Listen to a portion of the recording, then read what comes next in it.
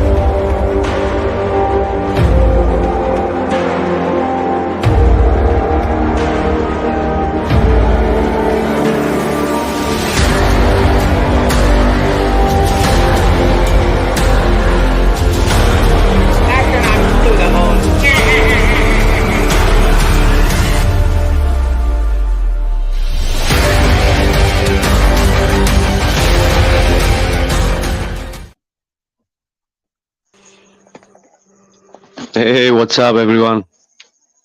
Hello, and welcome to a brand new episode of Heliopsychosis podcast. This is your host, Vikka Draziv. Guys, welcome to the show. If you're watching us from YouTube, do comment, like, share, and subscribe if you have any. And if you're first time here, and if you're watching us from realtruthseekers.com, rts.video. Yes, rts.video is one of our main sponsor for our coming productions. Yeah, it's one of a streaming site that is totally uncensored, unshadow banned, with awesome truth shared by many different truthers, which were really like hacked by all the YouTube censorship and like just putting down the feed and not really the algorithms how they work. So it's all playing with the algorithms, all these social media. So RTS is a awesome site where you can find amazing stuff, especially that is shadow banned. So make sure you guys check out rts.video, realtruthseekers.com. So welcome everybody into the show. My co-host is here with me, Gene. Brother, how are you? Hey, Vikka, I'm doing awesome. Great to be here with everybody. Hello, everyone. We got a great show coming up. This is the fossil fuel hoax, right? So this is like the second oldest lie, right? We got Big Bang and then life formed out of the Big Bang. So this is an interesting story. We don't know where it's going to go, where it'll end up. There's so many lie on top of lie and all the propaganda involved. And it's just an enormous money-making machine in so many different avenues. And great to be here with everybody. So thanks, Vikka. Have a great show. Let's go, guys. Absolutely, brother. It's a tool, another tool to manipulate, to control the mass, right? So, oh yeah. Yeah, it's a lot of fun too, right? Dinosaurs are fascinating, but different version of dinosaurs. Oh, you know what? Let me throw this in here quick. Fossil fuels is a common misconception, and I think it was mostly generated by the Sinclair Oil Company. When they posted a dinosaur on their ad campaign, it went over really well. But it's not from fossils like your dinosaur bones. It comes from the Carboniferous era, which is like 300 to 280 million years ago. It's way before dinosaurs. And the way they explain it is really crazy. It's the layer of dead organic matter, plants, and some sea life compacted by silt and sand. Pressure. Right? And pressure. And pressure and heat under the right circumstance over millions and millions of years. So like that whole story right there, you rip it apart, like what layers, how deep were the layers? How long were each layer sitting? None of it makes a lot of sense. It really doesn't. And different circumstances give you different types of petroleum, the coal, and then the gases. So this is going to be a lot of fun to rip this one apart. Oh yeah. And then we have with us Keith. Keith, brother, how are you? Hey, Vika. Hey, Gene. Good to be with you guys again. Yeah, I thought this would be a fun one tonight. Maybe we can talk about Elon Musk being the savior, coming up with Tesla with all of our electric cars so that we can all drive around when we run out of oil. But yeah, the whole fake fossil fuels is just another part of their web of lies that, I say a lot that the globe is the baby of the Big Bang. And, from the Big Bang to the globe to the dinosaurs, it's all, just made up to promote this narrative that eventually there's life from other planets and life coming here to the earth to do something to us, either to take us away or harm us or something. It's just one big, huge story. Lie, and Gene just said it, lie upon lie. And, I call Tesla marketing to the mindless people out there thinking they're saving the planet, thinking they're saving some oil because they're buying an electric car. Yeah, we should talk a little bit more about that. But yeah, I'm good to be here. Oh yeah, brother. These people are behind. The energy is very important, to for the human beings to run uh, in a more comfortable way, right? So they manipulate those parts, and especially with the oil. We also know that Tesla was also taken out in a way of his experiments, if Tesla was real. And these Rothschilds and the Rockefellers, and they came in and they bought in this oil era. We also spoke about that Hindenburg accident wasn't an accident, right? Was also supposed to be a false flag, because that was also a very important way of means of travel, right? Sure, Hindenburg was a false flag. Those zeppelins and those dirigibles were supposedly doing fine, and then they wanted to usher in airplanes to use up more gasoline. It seems so they staged that all like the Titanic is very like synonymous, and the new sub and the shuttle, all that stuff, just propaganda to pause. After the shuttle crash, it paused all space travel for like what 10 years or so. It's just to pause things and give people more time, and these guys more time to come up with more garbage. Exactly. And for these elites and riches, we know, everyone know what is the god for them, right? Gold, oil, and drugs, right? So if they would take out the oil and put in electricity, they're gonna have God get. You understand me? Like, so it's one part of it that they, because there are different views and idea also about what is the real way this substance is created. Where you can almost compare it to, you ask like, where's water come from? It's a natural resource. You know, Oil started. They would gather oil in pools at surface, on the surface of the ground. They'd got buckets and they were using all this stuff for different things. They had the steam powered engines and that needed lubricants, so it was a viable product. And then back in the 1850s, a Canadian farmer figured out how to get, I think it was kerosene out of it. And instead of whale oil, now people were using kerosene, and it became a, a very popular commodity very quickly.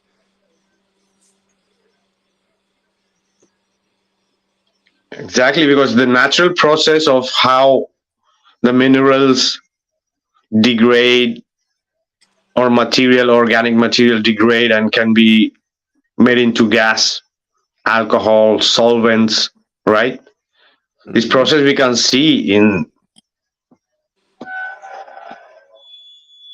right? So to have something that have a solvent that can be used as a combustion, right? Right. Could be Yeah. naturally having. right? And a lot. Yeah, go ahead.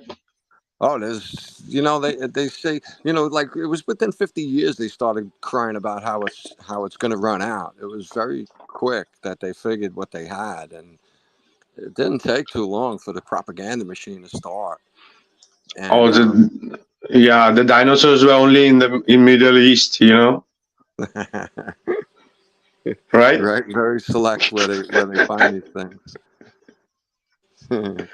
So what they do is they get the crude oil that they were using, and they put it in a tank and heat it up, and the steam that comes out of the heating process goes, it's like distillation. It goes into a tube into another tank where it separates through what? Buoyancy and density. And the heavy stuff, the diesel goes to the bottom, and the lighter ones go to the top. There's several that come right out of it just through that process alone. There's several different. They got naphtha is one of them. Gasoline is one. Different kinds of gasoline. And then they do different things to it to make it into other things. And one of those processes is almost all of pharmaceuticals in the shelves right now are petroleum-based rip-offs of what they find in nature. They're able to duplicate it, and that's a big problem. Vegetable cooking oil, from that we can make a diesel, homemade diesel. Yep. Just vegetable oils. And there are very different plants which you can create amazing biodiesel. And it is being made also in many places. You can literally make it in your home with vegetable oil and a couple of few things. Right. And I think, from what it seems like, anything that's not a combustion engine that runs on diesel or gasoline, that these guys will just go buy it up. And there's not a lot you can do. You can't compete with these guys. You just can't. Nobody can. Sorry. Especially not nowadays. And 150 years ago, you couldn't even compete with these guys. So. Oh, yeah. I was thinking when they run out of oil and they start using the vegetables, I mean, everybody's going to have a flux capacitor in their car so they can go back in time and get some more oil before, they run out. I mean, the whole story is so ludicrous. And I mean, it's almost like it wouldn't surprise me if they come out and say, hey, there's an alien race of dinosaurs here coming to collect the blood of their ancestors. They can, propagate their race somewhere else. I mean, that's how ridiculous this is. And it's like the overwhelming masses, what I call the dumb masses, and don't say those two words too fast, but the dumb masses just buy into everything that comes across their TV. And, and that's not 100% their fault, because they've been going to these universities or colleges and public school systems from the time they're young, being told all this stuff is true, and very few of them ever actually look into it. I think if we actually had the technologies that were available to us or civilization before us, everything would be free. Everything would be electric. Everything would be harnessed right out of the energy that's all around us all the time. But they had to market to us this and it's not just the oil companies; it's the government in bed with them. I mean, I don't even know how many cents off of every gallon of gas pumped goes back to the government. So I mean, if you follow the money, it's not just the big oil companies; it's the government in bed with them, collecting massive taxes off of every liter or every gallon of gas that's pumped.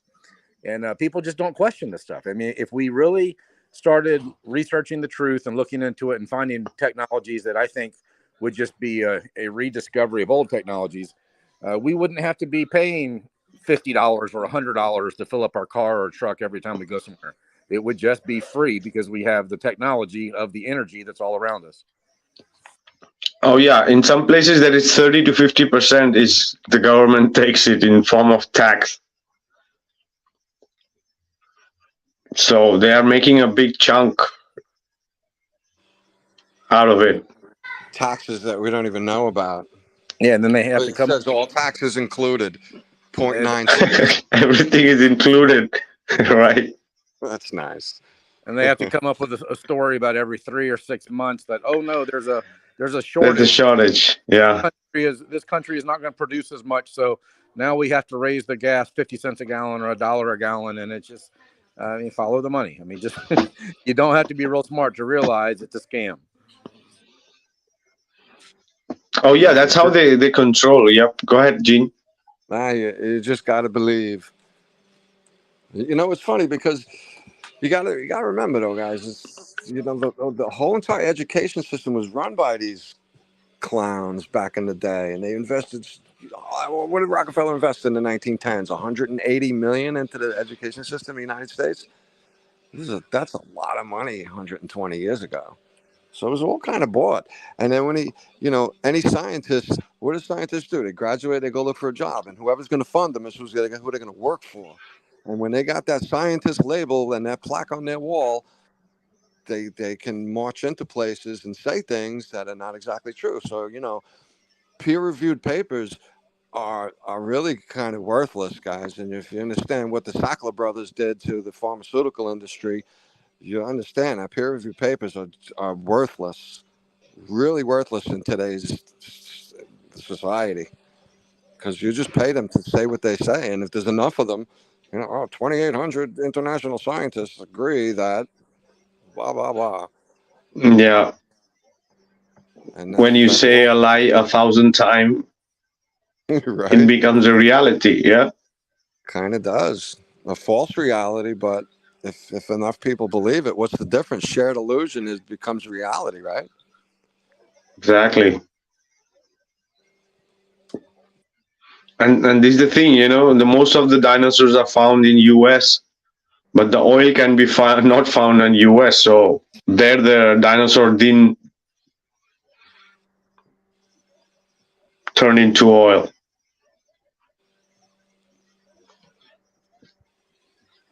No, and that whole process just seems ludicrous. It really does.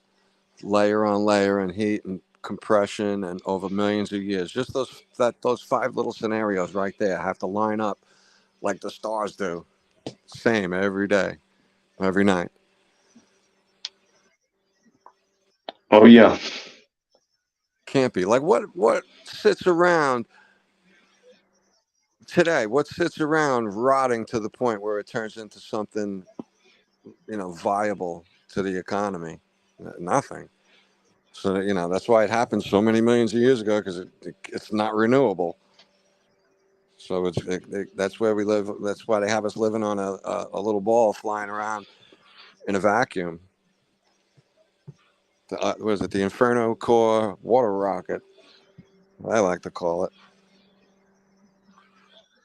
Yeah, it could be just one of another product like any other product that the minerals and the earth produce, right? Because it's not coming from the sky. Yeah. Right. No, So right. No, it's a natural resource, and when when an oil rig depletes and they stop pumping, they have been found to refill 10 years later or 5 years later. Maybe not all of them. So there could be certain veins that.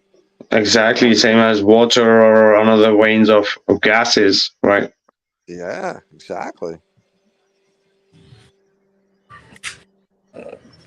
And you guys correct me if I'm wrong, but I thought I was told or heard somewhere that oil is the number 2 resource on the planet, just right behind water. That there is no shortage of it. There's so much of it; it's literally everywhere. Yeah, there was a I've heard video too. recently out, right? There was one guy speaking about that, some Middle Eastern guy. And then the other part of the hoax is that an oil liner in the ocean somewhere springs a leak, and then, oh my God, all the fish are going to die everywhere. And they show you a pelican, saturated with oil and using Dawn dish detergent to get it off because it's soft and gentle. And well, what happens to all that oil? I think the earth just eats it up and puts it right back where it was. And, they go digging for it again. I don't think that the oil is some, tragic, crisis when there's an oil spill. It just seems to clean itself up. Keith, that's a good point, because you know what? My oil burner started failing on me a while back, and it gets gunky on the bottom no matter what. All this stuff is made and it deteriorates quick. So if you have a generator in your garage for a year, that gasoline is probably bad. and that goes for any of those petroleum products. So in the oil tank, it gets really gunky on the bottom, and it got in the line. So I took the whole boiler apart and traced it all the way back. And I tell you what, anybody gets gasoline or diesel on their hands, go try to wash that off with Dawn. Good luck, because it's not going to work. You'd have to swim in Dawn for a week for that to work. It does not clean it. It doesn't. It's not. It doesn't clean the smell, and it's still. If the smell is on your hand, it's still on you. So that's just another propaganda seller working in tandem on the television. Oh yeah. Also, have you guys seen that about some black and white images and video of electric cars from the before, and some even show like a two ball, and they speak about that. It's literally just taking the energy from the ether, and the car is just working. And Yeah, there's, yeah, I saw one of those pictures you're talking about like a whole warehouse full of electric trucks that were plugged in, and it just makes me right. wonder, that where are the electric cars today? I mean, we have the knowledge and the technology to actually make an electric car that can recharge itself, but yet now you're seeing Tesla stations pop up around the country, so that you have to plug it in and pay for that electricity somewhere else. Where a guy took a little Chevy Volt, I think it was, and put a piece of tech on the back tire, so as the back tire is spinning, it's charging the car at the same time. You're telling me Tesla couldn't figure that out?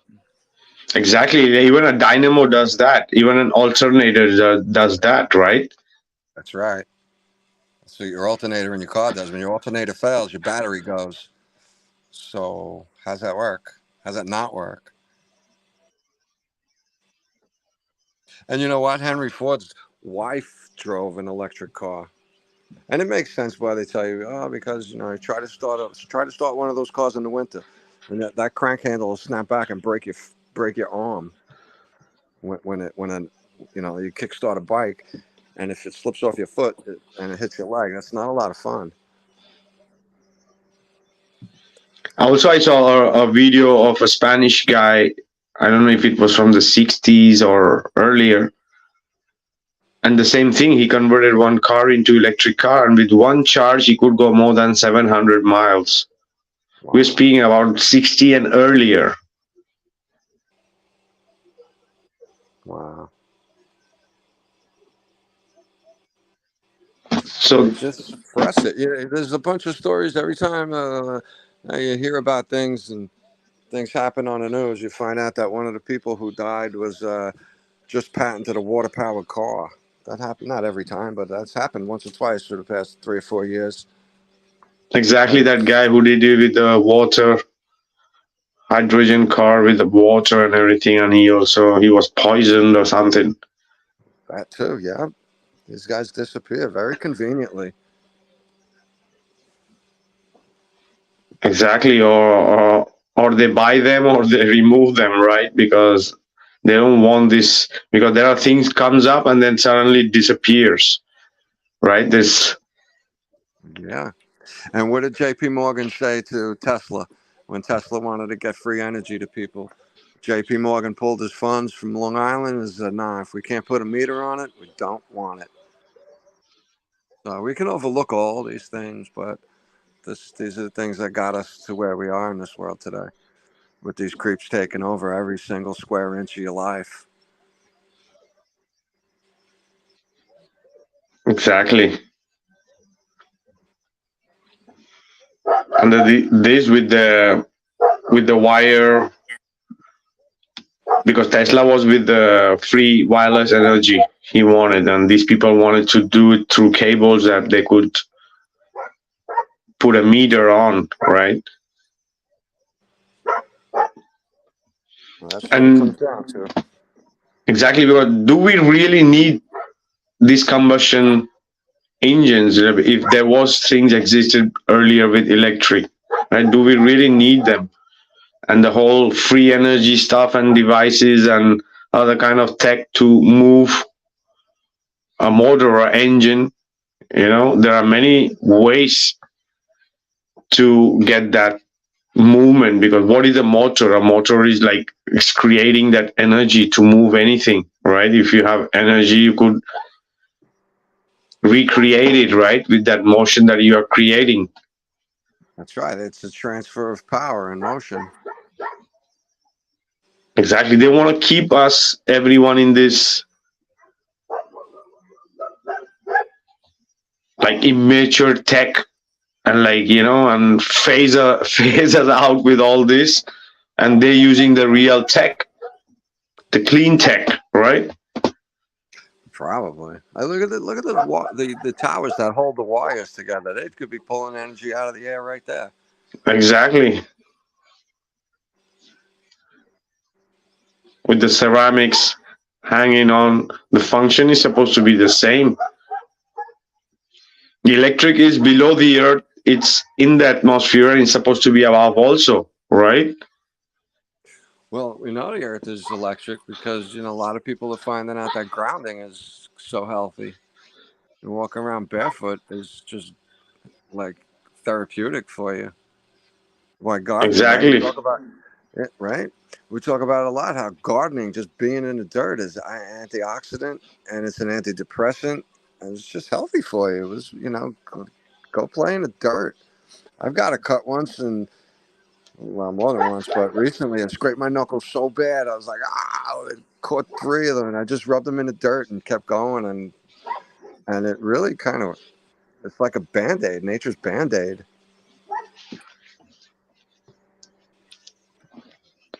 Oh yeah.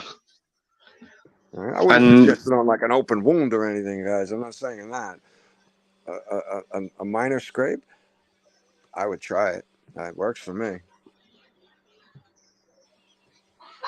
oh yeah, and this is the thing that also many people can, or many people can't and use this technology, but you can extract electricity from the earth, like using the earth as a battery, right? The soil as a battery, right? Also the electric culture we are speaking about earlier in other podcast, right? It's making that circuit, the flow of current, the flow of energy. That is what is really giving that boost to the plants.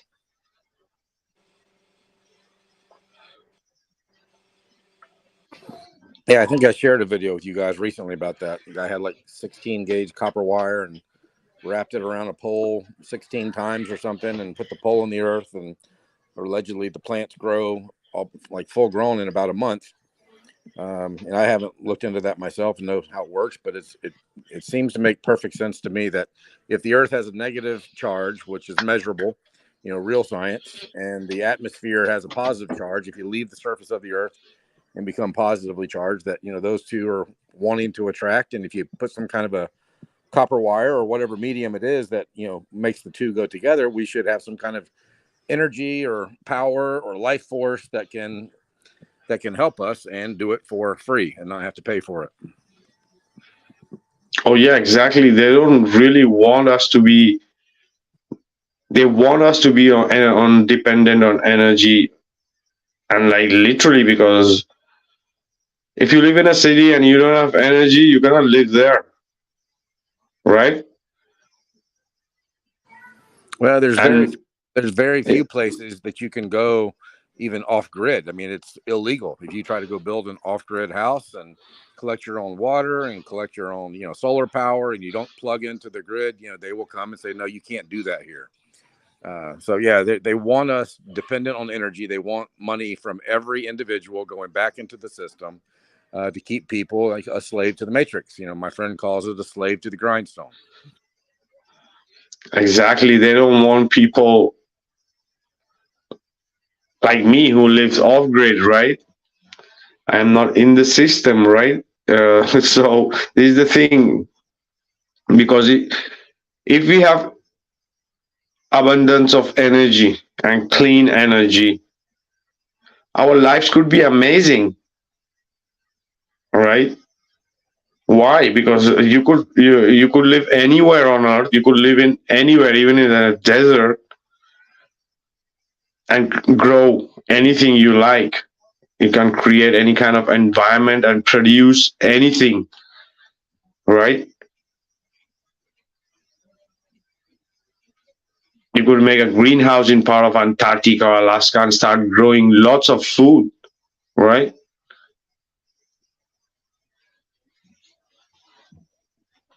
But they don't want. They want the difference of poor and rich.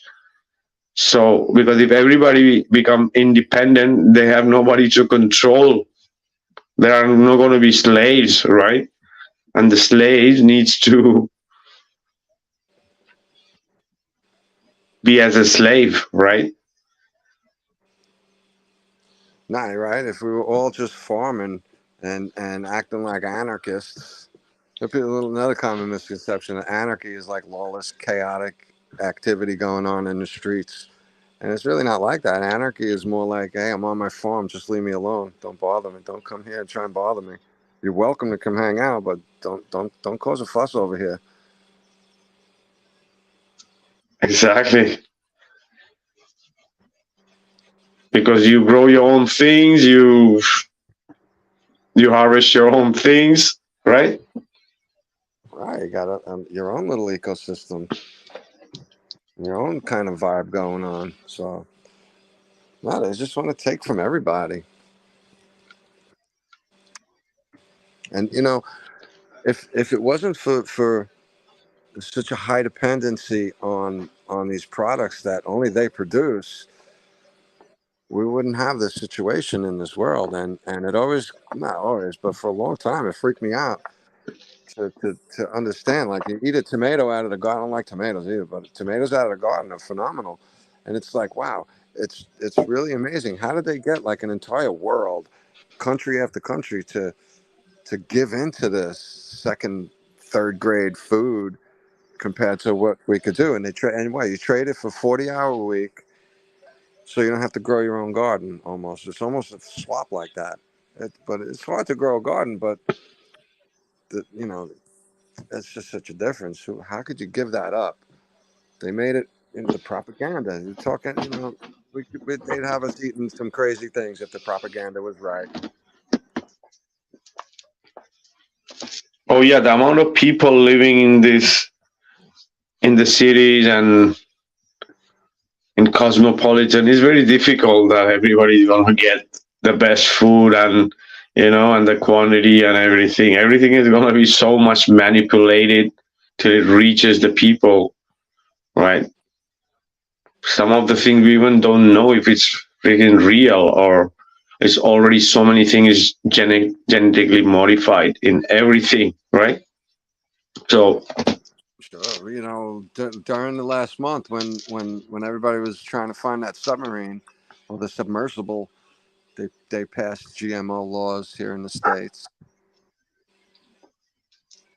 that they can do bioengineering on it, where they take a cell out of a mom and create a whole new animal out of it, just the parts they want too. I think pretty crazy. It's like, the imitation crab. They got us eating that, no problem. I don't know what that's if it's real or if it's just some sort of fish that's similar to it in texture and taste, but we don't really know. Some of the chicken out there is just like, that's not real. It's just really funky. oh yeah, and the Coca-Cola's artificial caffeine is made by, we all know this GMO company, the huge one. We all know the name. I don't even want to take the name.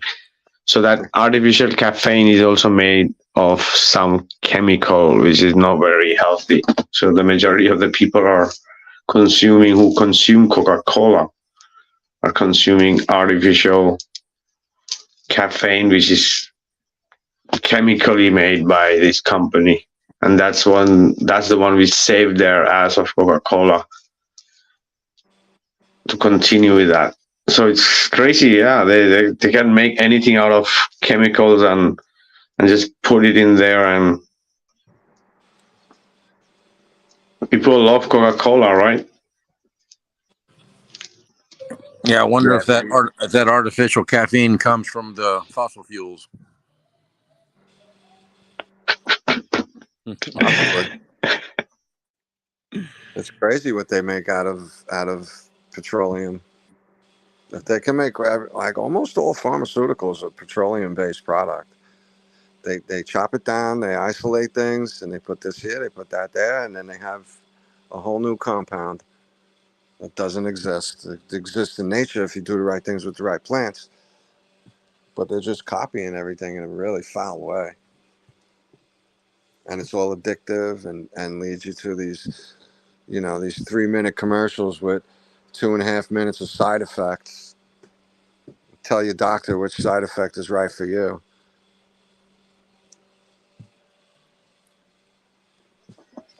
Oh yeah. So this is the thing also, that the scarcity they make of the of the gas and everything. The things could really get screwed up there if there is no gas for a week or two. It's just gonna halt everything. That happens in Florida every time. It'll happen 2 or 3 times this year. As soon as they say, "Hey, there's a hurricane coming," everybody runs to the gas stations, and then 2 or 3 of the gas stations run out, and then the news goes to that gas station that ran out of gas and tells everybody gas stations are running out of gas. You got to go fill it up, and it's all fear based. It's all. I guarantee it'll happen again this year. The bread and milk selling storm that's on the way. Yeah, and plywood and generators and fossil fuel. Yeah. We did just have a bad storm in New York, and I don't remember hearing any warnings. I don't watch a lot of TV, but I thought I might have seen something somewhere warning of this torrential rain. They didn't give any rain warning to the effect that we got it. We had, I think, 10 inches in 2 hours or something, which is usually what we get all summer. It was pretty bad. They called FEMA into my town. I didn't hear from them, and thank God. I was a little nervous about that one. But they needed financial help to repair this stuff. I live in a little town with no stores. Well, not very many stores, so all the tax money comes from us. They don't have it. A lot of roads got washed out, too. Pretty nuts. So here in Europe, they also, I heard something about that they wanted to phase out all the combustion engine cars, gasoline or diesel. I don't know if it's for 2030, 35. I don't know, an idea. But they have some plans like that to phase out. What does it take to run an electric company? Doesn't it take fossil fuels to run the electric in the first place? I guess maybe some are nuclear. I think there are many ways to create movement, like transport vehicle, right? I'm not too sure. But something's getting those generators working to push that electricity into homes. Movement creates, also movement is what creates electricity. Also, apart from the natural way, artificially, it's the movement what it gives around the copper that creates the electricity. There could be other ways, but that is one of the ways what they do with the dams and the generators. What generate the electricity is just the moving that those waterfalls and everything is what is creating is motion for those generators to create electricity, right? Even a windmill. How does a windmill works, right? The windmill is just creating that wind is creating that motion, and that alternator or that motor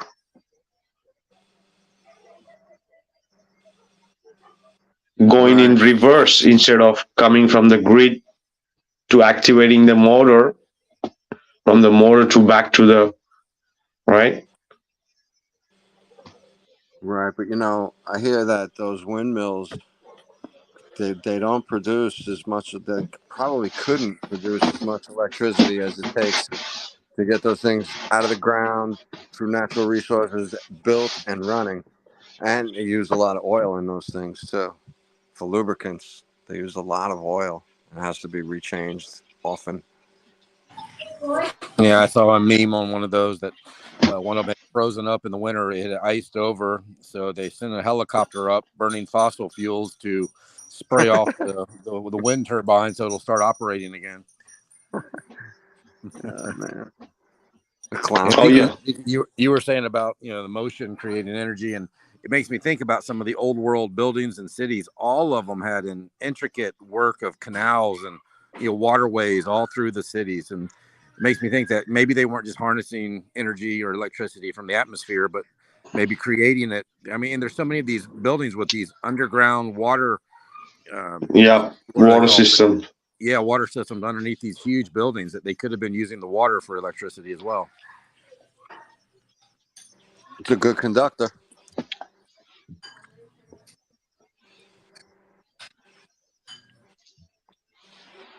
Oh yeah. It's funny. They say oil, water, and electricity don't mix, right? I don't know if everybody's heard that one before, but you don't want to drop your radio in the bathtub, right? Everybody knows what'll happen. But that's how they say life started. That's one of the versions, I think, right? Lightning hit a slimy pond and created life. Pretty funny. The irony there is just great. Yeah, they come up with anything, right? No, Because lightning they hit a know. slimy pond. Wow. Yeah, because they know the globals are gonna digest it without any problem.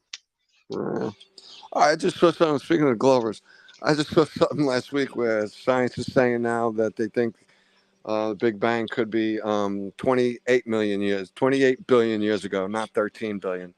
It's like, what? You just more than double the whole time of everything, man. Get at it. Oh, wow. It's just like so crazy. These theories and tall tales that they're coming up with. People just love it. They're like, oh, maybe, yeah, wow, now this, then that. It's hard to talk to people who want the stories to be true. Some of them just really want it to be true. They won't hear anything you're saying. There's so many avenues you can go down, and some people just defend them all. It's kind of interesting. Yeah, because if they won't defend all their degrees, is no valid for nothing. So they're defending their degree, that indoctrinated degree and diploma that they had acquired. They know it just goes to trash, right? And they have to defend it, right? So even if they don't understand a crap what the other one is trying to feed them, but they will defend it with all their energy they could. With every ounce of their degree. Trust everything and question nothing. I was listening to a video of a PhD physicist the other day talking to some people on the street. I forget the question he was asking, and the lady said, "Really, really, that's how it is?" And the guy says, "Well, I am a master's PhD at physicist." And the lady said, "Oh, well, I trust you. I trust you. I trust you." Exactly. What does PhD mean? Piled high and deep.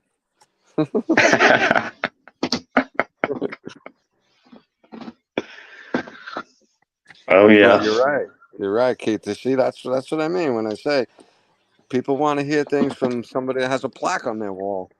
And as soon as you got the plaque on your wall, you are gold. You're good to go. You can say what you want. That's how they got away with it. You mentioned it earlier.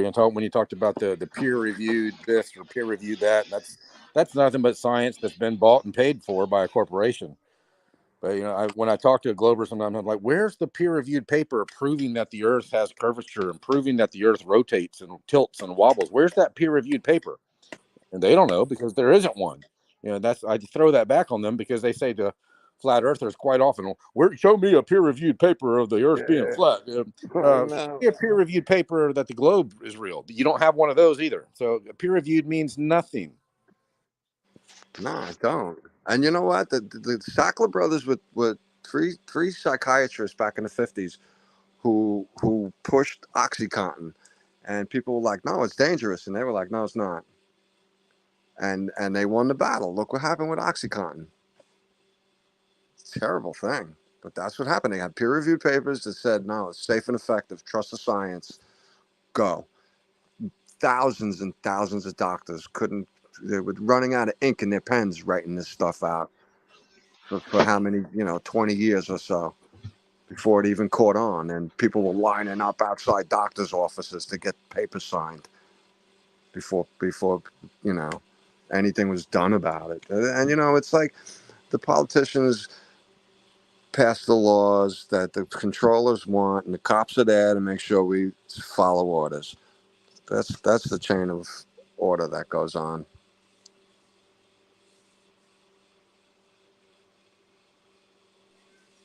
Oh yeah, it's another piece of control mechanism, right? Of to keep everybody in that rat race. Yeah, keep them all subdued and compliant and not aggressive. And all these tests, we say it a lot here. All these things going on in the news and the TikToks and all the stuff you hear and all these things that are trending or whatever have you. It's all like a litmus test to see what they can get away with. Like NASA. What does NASA do? Like a James Webb kind of thing, and Parker Space Probe flying on Mars. That's a litmus test to see how many people are really going to buy this, I think. That's what I really think. Because if you can explain all of these different aspects of what's going on, and people just going to follow the narrative, I kind of see that as a potential problem, because the narrative is what got us into this situation in the first place. And all they did was laugh at us. Oh, you conspiracy theorists. Ha ha. Right. Okay. Oh yeah, I just today or yesterday I shared a video. I uploaded a video on the vacuum too. That nothing living can survive in vacuum. How could that even be? How could gravity holds the atmosphere at a tapered rate, at a gradient that goes less and less until it fades off to nothing. Right? It's all madness. It's fun to rip apart, though, but people believe it, and that's where they gauge things. If they can get away with this, they're going to push a little more tomorrow.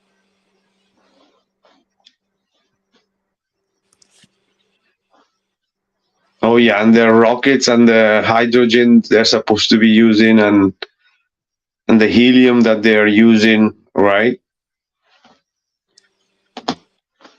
From what I understand, NASA is the one who owns most of the helium companies in the world. They're the biggest consumers.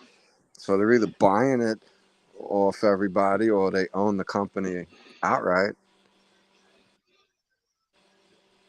which is kind of curious. Well, they need helium for in that kind of scale. They inhaling it, having parties with balloons. Oh yeah, most of the fakey launch they show most probably could be just balloons with helium. That's why it just lifts off, right? So Hey, you see, there's one that I saw. It's been around for a while where the rocket moves up like an inch and then it settles down and then it takes off. And with that mass amount of weight, you couldn't have there's not a lot of room for play where it's like, oh, I'm taking off. No, wait a second. Oh, there we go. Taking off. Right? It rested for a split second after it moved vertically upwards. Came back down. It was only like a couple inches or an inch or so. It wasn't much, but the close up showed it that there's something wrong with that. You don't just take how many tons of those rockets and just start pushing it around and it behaves the way you think it's going to behave. because there's a downward force really wanting to push that thing back to the ground. And if it's not, like Elon Musk lands his rocket back down vertically down on a pad, that's insane. I don't buy that. I think that's all CGI. Maybe even if people are watching it from a few miles away, um, it could be like a Project Bluebeam or something like that. I don't know how they're pulling it off, but it could be a balloon with some steam coming out of the back end of it. A couple of different ways they could probably do it, but a rocket that heavy going up and doing what they're saying, I don't know about that. Doesn't seem really logical. And the sound of those rockets, one of the reasons why people are so far away is because they're so loud. Okay, and you got to wonder, like, well, how do they protect the ears of the guys in the cockpit up there? How their ears not like blown apart? Well, the whole body's shredded with all the vibration going on because it's so loud and violent. So it's just, and then it comes into the theory maybe they do shoot down. They go in, they wave to everybody, they sit in their seat, the camera cuts, and they slide out, and this thing is empty of people. Now they do what they want. So it's a great mystery because they're not going to tell us. So, but we got to look for the clues because the devil's in the details, guys. So pay very close attention.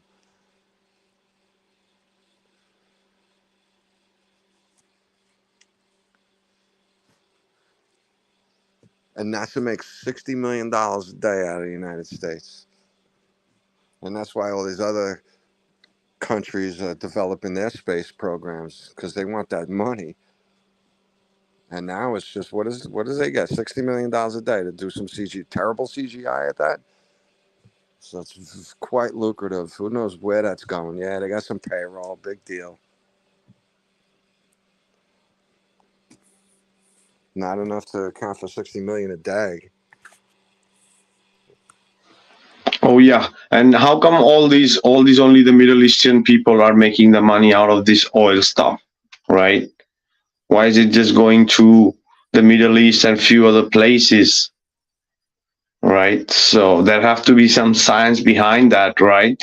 If you see the Middle East is all desert, right? So there has to be some natural phenomena happening to find under desert these resources. Yeah. No, in the real world, yeah. But they'd probably say that what used to be an ocean. That's where all the plant life was. That's why it has so much oil. But you're talking about 300 million years ago.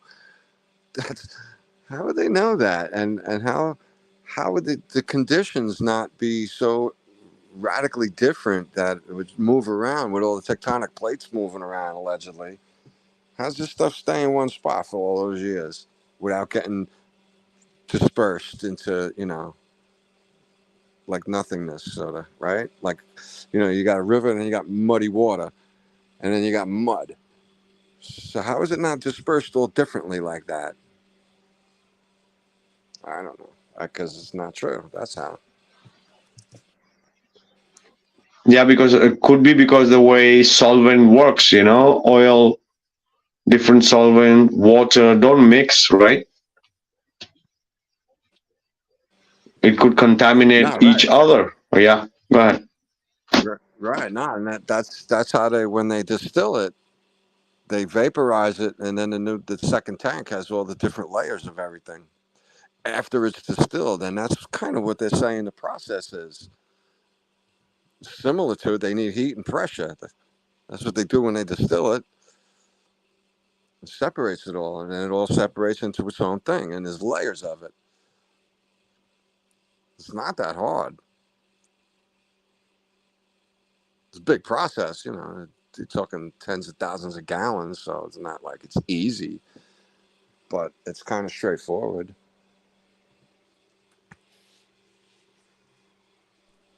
Yeah, and with this whole thing, they also goes very well with the climate change agenda for them with this.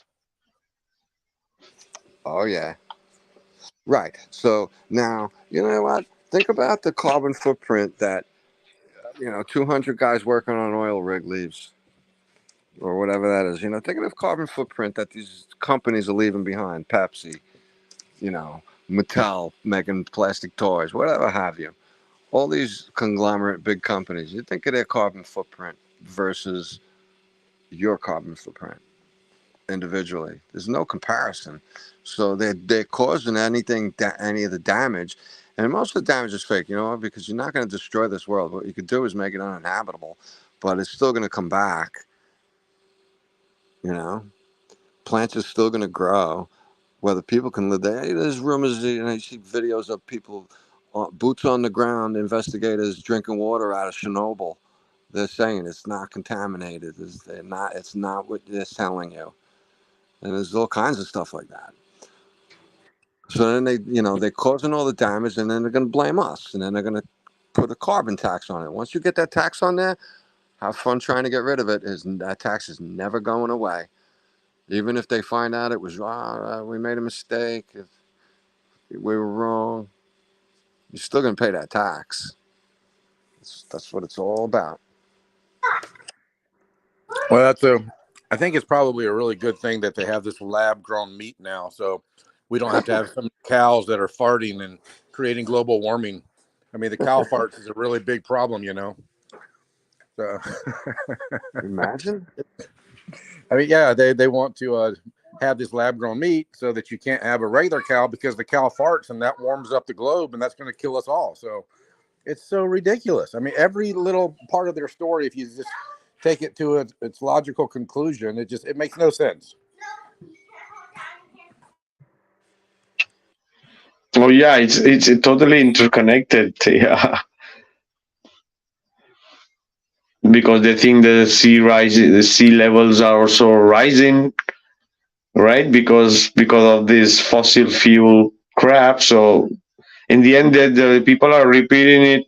So the people think it's real, right? They're saying, oh, the companies are taking out too much fossil fuels, and this is creating that climate contamination or whatever. And because of that climate change, the sea levels are going to rise, and we all are going to drown. Yeah, I remember being in school back in the 80s and 90s, so I date myself a bit, but it was all about the ozone layer. There's a huge hole in the ozone layer. We got to stop driving all these cars, all these gas guzzlers. There's a hole in the ozone, and the sun's going to burn us up. Just more and more. It's just, again, ridiculous. Keith, I remember in the 80s, the rumor was the climate is changing, and in about 10 years, New York is going to have weather like Florida. And I'm like, no way. There's no way the climate's going to change in 2,000 miles in 10 years like that. We're going to have palm trees in New York? I was like, no. I didn't believe that. Yeah, I remember Al Gore's film, An Inconvenient Truth. Oh, Inconvenient bullshit. Florida is going to be underwater by the year 2020. Well, it's 2023, Al. I think you missed it. Right. No, they do that. They just throw the 10-year time limits, and 20 years from now. So that gives them enough time for everybody to forget about it. They'll get the tax money out of it by passing regulations and laws and policies, and they move on. Al Gore, he's a computer expert. He's a geoengineer expert. He's a climate expert. What else? What is he next? He's a farmer too. Him and Bill Gates going to be farmers together. You're going to put a car in space after that? What's next for Gore? And these politicians, they swap careers. They bounce in and out of these big conglomerate companies like nobody's business. You'll go work for these guys. Yeah, You'll when be their a political politician. career, yeah, exactly. When their political career is over, they go to work for that company that shall not be named that Vikka was talking about earlier. Mm-hmm.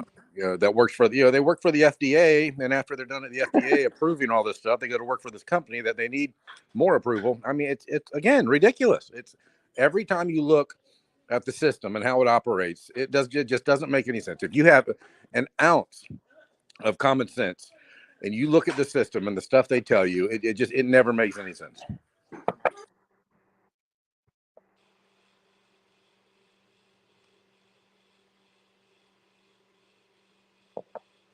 Nah, it's because it's just presented as a Cinderella story on TV. This one's coming to save everybody. Don't worry. And the litmus test, look at what the litmus test got us. Look where we are right now. Who's in office? Oof, that's pretty bad. That's pretty bad. Sorry, guys, but Dude, over the last 2 years, 2.5 years, they found out they can do anything they want to do. And 90%, 95% of the people are just going to say, yep, okay, yep. yeah, if that, they'll just hide their face and run away because of what they did. What now they know that they ushered this in. Why? Because of mean tweets and stupid things like that. That was crazy. But you know what? I don't think he's real anyway. 45. Oh, dude, these people who need their safe place to go to. I mean, I was talking to one. He's an old friend of mine just the other day, and I said, dude, you're acting like a child that was just told Santa Claus isn't real. I've been talking to him about flat Earth for 2 years, and he's like, can you not see that that's not kind? Your Santa Claus statement is just not kind. I was like, oh my God. You need to go to your safe place, buddy. I mean, go back to your classroom, go to your corner so that you can feel safe. Because I told him that Santa Claus wasn't real. And he had to tell me, his lifelong childhood friend, that I was being unkind. I don't know. It'll be a little tougher than that in this world.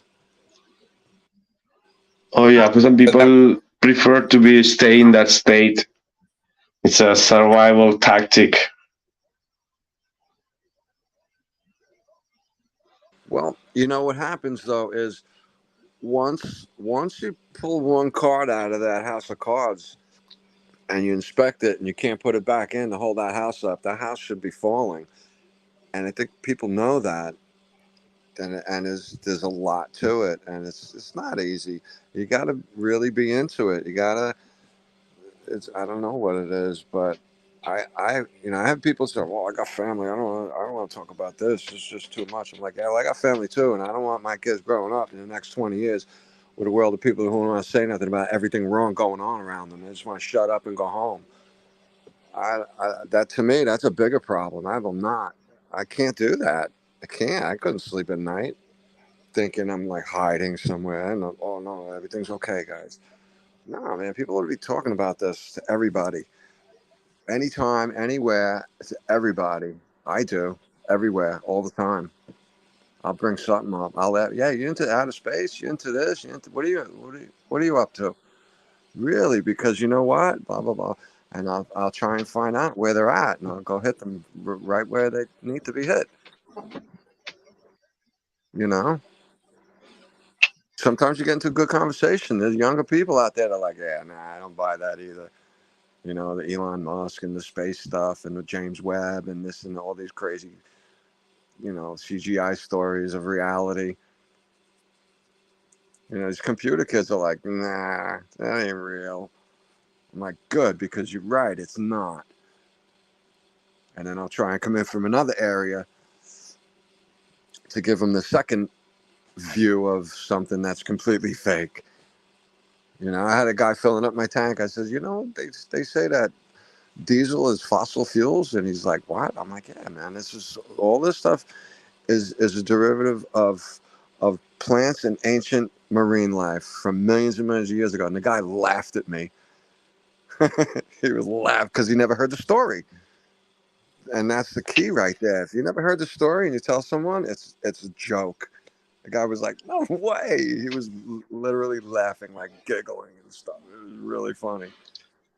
Okay, there's a theory. Okay, there's a theory called abiotic oil theory. Okay, it's by Professor Vladimir Porfiriev, and he says that crude oil and natural petroleum gas have no intrinsic connection with biological matter, originating near the surface of the earth. They are primordial material which have been erupted from the great depths. Yeah, go ahead.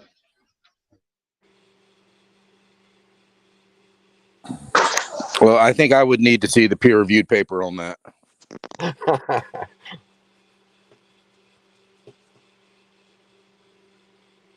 I'll get you one.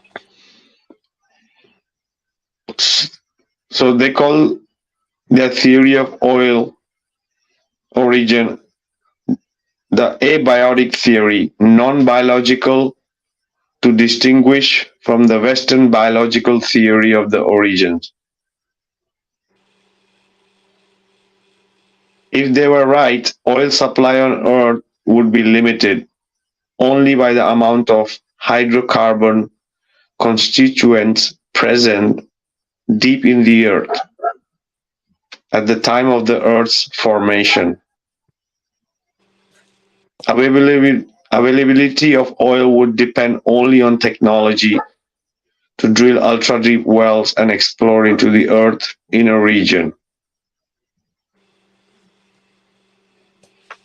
They also realized oil fields could be revived to continue producing so-called replenishing itself, right? Replenishing fields. Yeah, that's on paper. The news, you can find that stuff right in the news where they're like, oh, hey, look, there's more oil here 10 years later. Like, wow, let's go deplete it again. So according to this, oil is a primordial material of the deep origin, which is transported at high pressure via cold eruptive processes into the crust of the earth. So this scientist stated his team dismissed the idea that the oil is biological residue of plant and animal fossils, and it remains as a hoax designed to perpetuate the myth of limited supply. I know the Rockefellers had a bunch of scientists go somewhere, I guess, to the feds. Well, this is what they say. I don't believe these Rockefeller people, these Elon Musk guys, they are the feds. So I think the illusion of separation is just a created illusion. You're right. That's really what I think, because they work hand in hand, and it just looks like they're separate, but it's not. But he did. He had a bunch of scientists go and say, no, oil is biological, therefore it's fossil fuel. They called it, and that's one of the ways it got started through those peer reviewed papers and the scientists that went there saying this.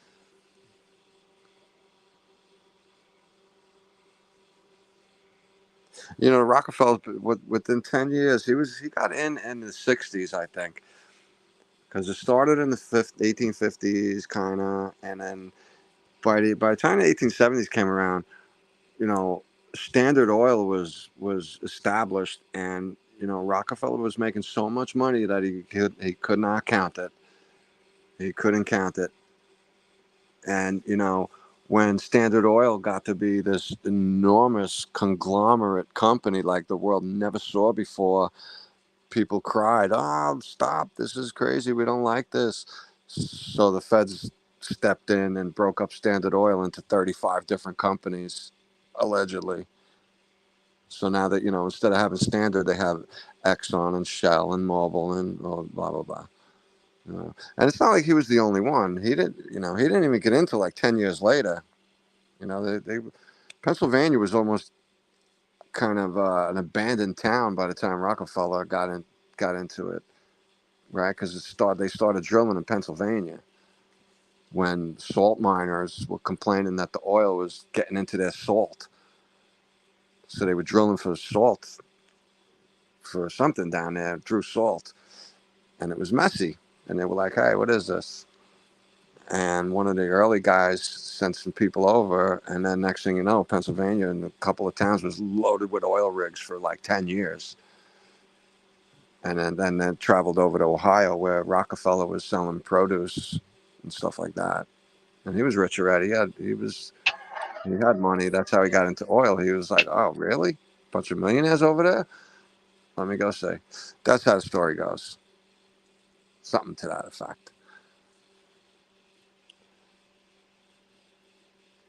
But that's all illusion, you know. I don't think anybody stepped in to break up Standard Oil for real. They forced the guy to sell his companies. Yeah, right. Come on.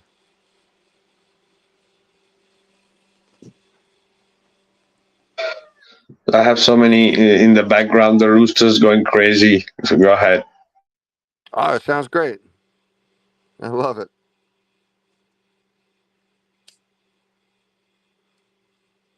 Nah, just ripping on Standard Oil and the procedures that they went through to make it look like it's other companies. It's part of the Matrix.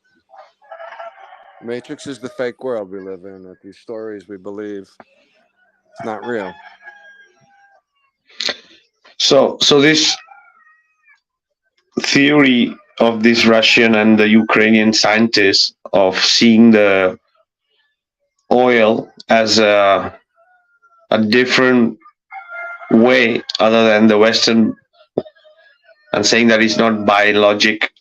So according to their research and their studies, right, with this approach to the discovery of oil allowed the Russians to develop a huge gas and oil discoveries in their region, previously judged unsuitable according to Western geological exploration theories for presence of oil.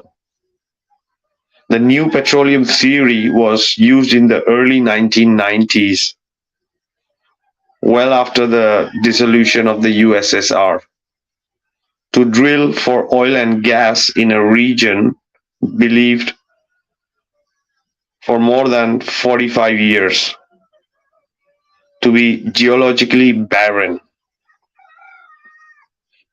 So there's one basin in that region between Russia and Ukraine.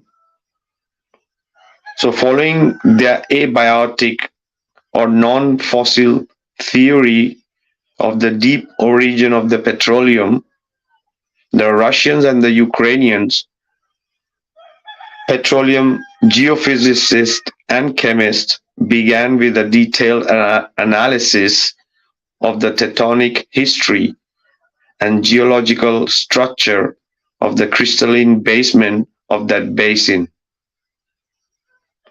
After a tectonic and deep structural analysis of that area, they made geophysical and geochemical investigations. A total of 61 wells were drilled, of which 37 were commercially productive. An extremely impressive exploration success rate of almost 60%. The size of the field discovered compared with North Slope of Alaska. By contrast,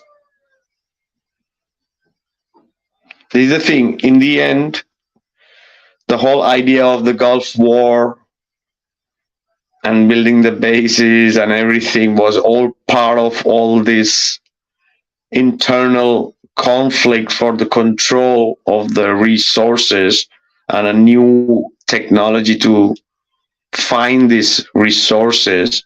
So the US was trying to, with all these wars and all these bases, was trying to marginalize all these areas so that abundance couldn't just overflow and make the position more powerful.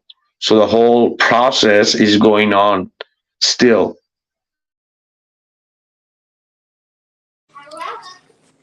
You also can't have those regions creating their own cash and printing their own money. That has to be controlled as well.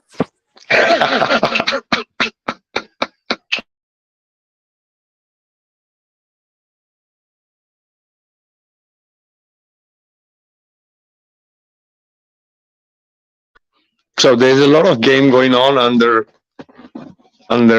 below, right? About the power, about the control, right?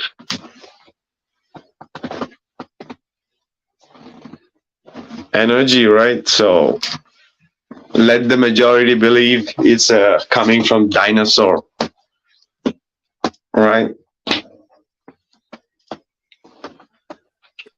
I think I'm almost at the point that anything that comes from government or anything that comes from mainstream news, left or right wing, I don't trust any of it. I don't believe any of it. I think all of it is a lie or some kind of propaganda to make you think a certain way or believe in certain something. Like right now we have, as far as current events go, we have this movie going around the U.S. called The Sound of Freedom. And you have all the right wing people saying, "Oh, you got to go see it." I had someone text me tonight, say, "You got to go see this movie," and blah blah blah blah. Well, okay, so it's the mainstream is promoting it like crazy.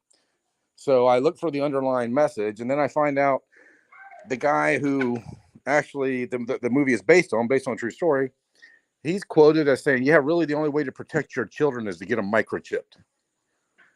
So now you got this right wing fear based movie of your kids are in danger and the kids are disappearing everywhere, and but go get them microchipped and they'll be okay. So they take something with a seemingly positive message and use it as propaganda to promote their agenda. And that happens whether it's the geography and the shape of the earth or astronomy and NASA and SpaceX. It doesn't matter what subject it is. Anything that comes from the alleged authorities has a meaning behind it for some type of mind control to get you to do what they want you to do. And think what they want us to think, right? Yeah, exactly. For you to think the way they want you to think and then act the way that they want you to act. This reminds me of we say a lot that in the Matrix, it's hard to talk about people's favorite bands or singers or actors or politicians. It's hard to talk about some things like that. So yeah, Hollywood is the propaganda machine for these people. None of this stuff is for entertainment. It's just for mind control to have us. They're steering us, the mass amount of people, into certain directions of accepting things that they normally wouldn't. But they saw it on TV 10 times. They saw it in the movies 5 or 6 times. And it's like, well, it's softening up their mind to accept things that are absolutely unacceptable. And they do it in real slick ways with their commercials and their favorite actors coming up there crying the blues. Oh, you gotta, trust me, trust me and the science. That's how I see all that stuff. That's a good point, though, Keith. I think you're right too. That's what that's for. That's just exactly what that's for. And Mel Gibson has something to do with that. Yeah, I don't know. I really haven't looked into it. I just keep seeing it pop up and hearing people talk about it. I really don't know much more about it. But as soon as I heard that quote from the guy that the movie's based on, I was like, oh, there's the agenda.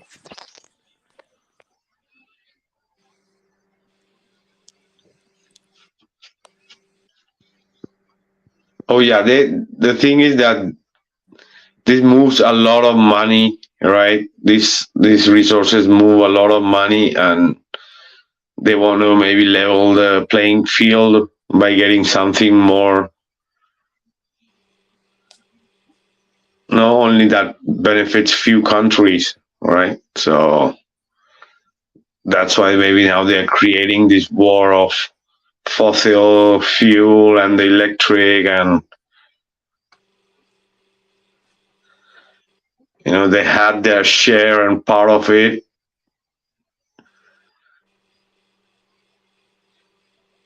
and many other countries are enjoying the benefits of these resources, right? And yeah, these countries can manipulate any countries, right? Because they have lots of them, right? And they can, this the whole politics all about, right? The whole control is all about this. and who is friends with whom and who is foe of whom, right? Who is the biggest consumer? Who is the biggest producer? What the hell? What? Yeah, it's funny to see the circles these people run in, and they'll act like they don't get along, but they're all for the same plan. It's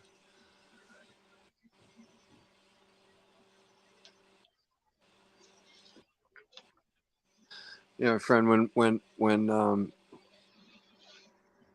what's his name, Trump. When Trump was going up against Hillary Clinton, I had a friend who thought the Clinton side would work better, and I'm like, well, I kind of think the country needs a little bit of someone like Trump, and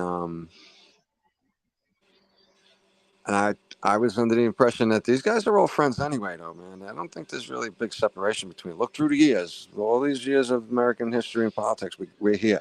You really think there's a separation between these two people backstage there? No, they all And he's all like, are no, there is a puppets. difference. They all are puppets. Right. Even Zuckerberg, Elon, all All are of them, bro. just are puppets. They're Every single just one. I don't think either one of they're those just two have there that dates. exactly the people can blame someone, right? Yeah. Right. I don't think any of these people are organic. Bezos, Zuckerberg, Bill Gates, any of them, Elon Musk. I don't think any. Somebody said recently, I think it might have been you, Keith, about the book that Werner von Braun wrote in 1950, whatever. And it was the book was called A Trip to Mars, I think.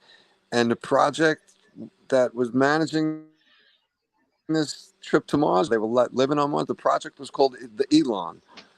Well, the leader of the project was called the Elon. And it's like, what a joke. Stop. This is not predictive. It's just they're telling us, like The Simpsons. It's not predictive. They know exactly what it is. So that's not predicting things when you know it. Predicting something is saying in the future that you don't know. Oh yeah, Yeah, all these guys, I agree, Vika. They're all puppets. They all say and do exactly what they're told to say. They do exactly what they're told to do. There is no, is it Albert Pike, the old 33rd degree Freemason, who said, "When the people need a hero, we will provide him." So, exactly. all these right wing people went nuts for Trump because he believed in independence or entrepreneurship or capitalism or whatever, and it's a show. And people who it's funny because people who wake up to the fact that the earth is flat, they start seeing these other things as well. It's like, wow, politics, I'll never go vote again. Why would I go stand in line to vote and waste my time? Because none of it matters. Left wing, right wing, they're all puppets. They're all going to do whatever they're told to do. Exactly until they know that this is also not going to work in the future. They know that's why they have plans like Blue Beam and all this alien invasion. Because when they are just done with all this bullshit, because they've been doing from a long time, and especially the last 20 years, right? That something good is going to happen, right? Someone is going to come and save the world out of these politics who are there, right? So it's going to be a time when it's just going to be enough. It's not going to work. So they have to have plan B and C, which is the It'll be the dinosaur aliens coming for the blood of their relatives.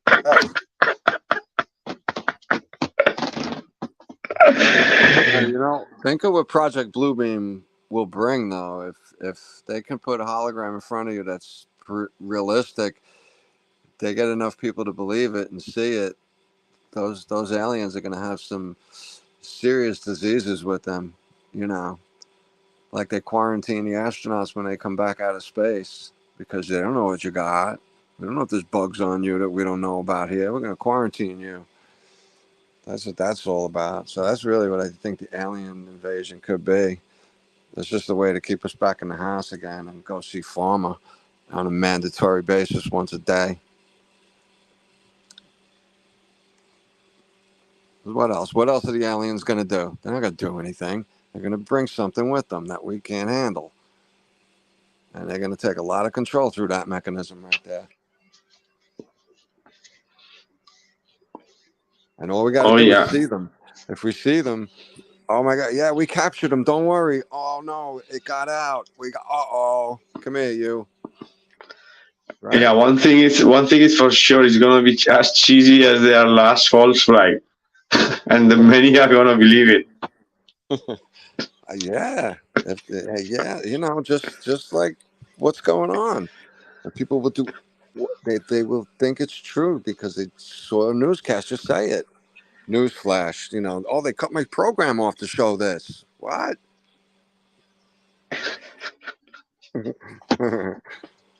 Yeah, like War of the Worlds back in the 30s or 40s. Another litmus test. I don't think that's organic. The guy gets on the radio and acts like it's really happening. Nobody knows. I don't know. Maybe it was, but I'm just that kind of skeptic. I don't buy none of that stuff from these guys anymore. Very skeptical about all of what I've heard from anything in history from like 5 minutes past. I debate. They want us to believe that after all their hidden history, that we know that there's a lot of hidden history that has been missing, that the people don't know in the technology wise. And you think we are still stuck with this four-wheeler with a combustion engine, and that's our best technology? You Right. think, right? What would they Yeah. have, Gene? Yeah, Wow. Keith? Bro. We'd be transporting, like they're doing Star Trek for real. I think we could all do a show together. We'll do it in Spain. We'll go to Florida. Come to New York. Go to Bahamas. Teleportate. Yeah, Right. And have everybody in the chat with us. Right? We'll be just hanging out, have a party. Same exactly. info. Yeah, that technology actually exists, just it's not for us, right? Just so that our listeners know, right? That there's a lot of missing gap in between the evolution of technology that is missing. Oh yeah. Yeah, I personally believe Oh all yeah. the And technology. history was written to hide history. Oh yeah.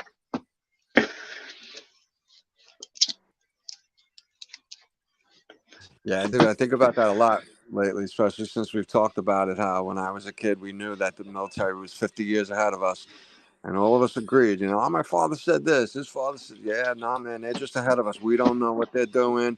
They trickle things out and whatever. But lately, I'm just like, wow, that 50 years is not even a fraction of what we could have been trying to understand back in those days. And, we thought that this was coming from guys whose fathers was military. So, it wasn't like we was just making it up. It was, we were hearing stories trickle down. This guy's uncle, his cousin, whatever, like, oh my God, just got back from here. You don't know the kind of weapons we got and this and that. And we're like, we don't see this stuff in the street. We don't know. So that's where your phone came from, guys. That's where the computers came from. They had this stuff for a long time before they let us have it. They have to have 100% control of everything coming and going out of your computer before they were going to hand it to you.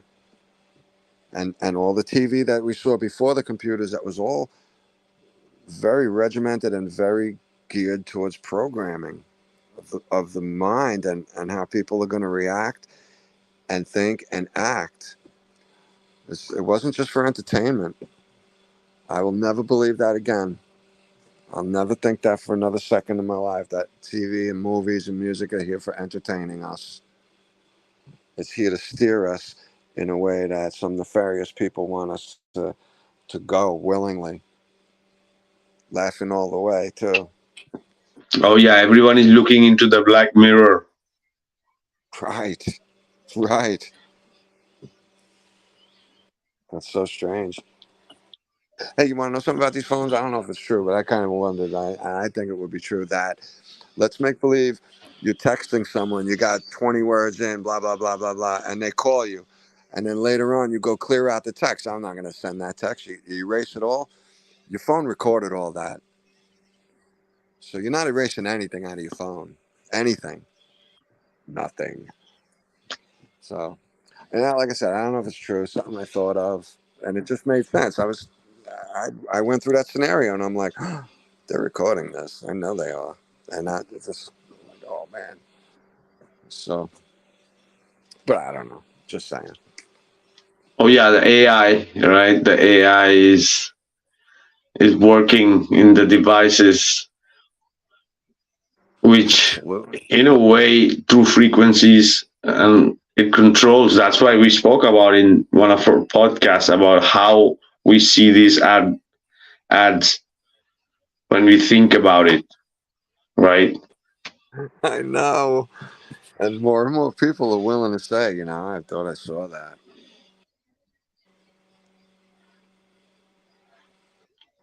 Oh yeah, it's the AI playing with your mind through these devices. I mean, thoughts are instant, like light. They're instant. Doesn't take any time for your thought for me to get to halfway around the world, across the world, right? So if we can put a reality to that, because we're stuck in these physical bodies, so any of this kind of talk is like, well, we can't do that. But since our thoughts are in the air, and we do pick up on each other's thoughts, we do get those premonitions, the glitch in the matrix, those the deja vu premonitions, stuff like that. It is in the air. So what if the phone can read your mind? What if they're that advanced? I don't know. The AI is Maybe. so advanced, bro. The AI is so advanced. What they are giving us, much more advanced that they are giving us, right? Yeah. And who knows what these things have in them? Like I was just saying, that I don't know, but I would bet, and I don't gamble, that if you erase a text and you're halfway through it, you never send it, your phone is still recording it. Like they're recording everything. Now they know what floor I'm on in my house. They know if I'm looking south, north, with the angle of my phone. It's everything. Every detail of this phone is in a little chip somewhere. It never turns off. If I'm snoring at night, it's picking that up. If it's off or not. That's just how I think, though. These phones are creepy. If they Oh didn't, yeah. if they didn't present it as something so wonderful, there's no way we'd have these things. And the CIA guys on film in little clips, whatever, saying from the 1950s or 60s that, what, we would watch you from your dishwasher if we could. Like, oh, okay. Yeah, but the life now, you cannot do anything without these devices. Now you need this device to function in this system. Yeah, you do. Just like the gas, just like the petroleum, you can't do it without it. Countries need that. Some countries might not have the phones, but they're getting the phones too. These little countries in nowhere, they sure are.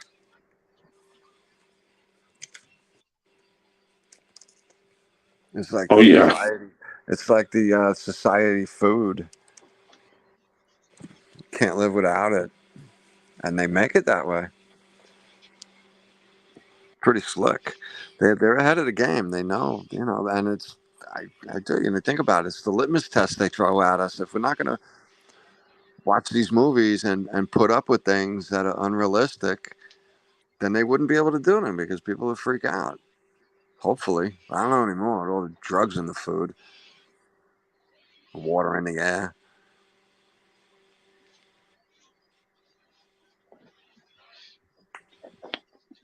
Oh yeah. And this is the thing, oh, so much of bureaucracy in production and to the consumer, and so much of moving stuff from different countries. They're not doing it local. Produce local, consume local. Yeah, right. There are many ways to to cut down and make it more sustainable and abundance, right? Why is this inflations? Yeah, there are stuff going from one end of the map to the other, right? So Yeah, it goes hand in hand.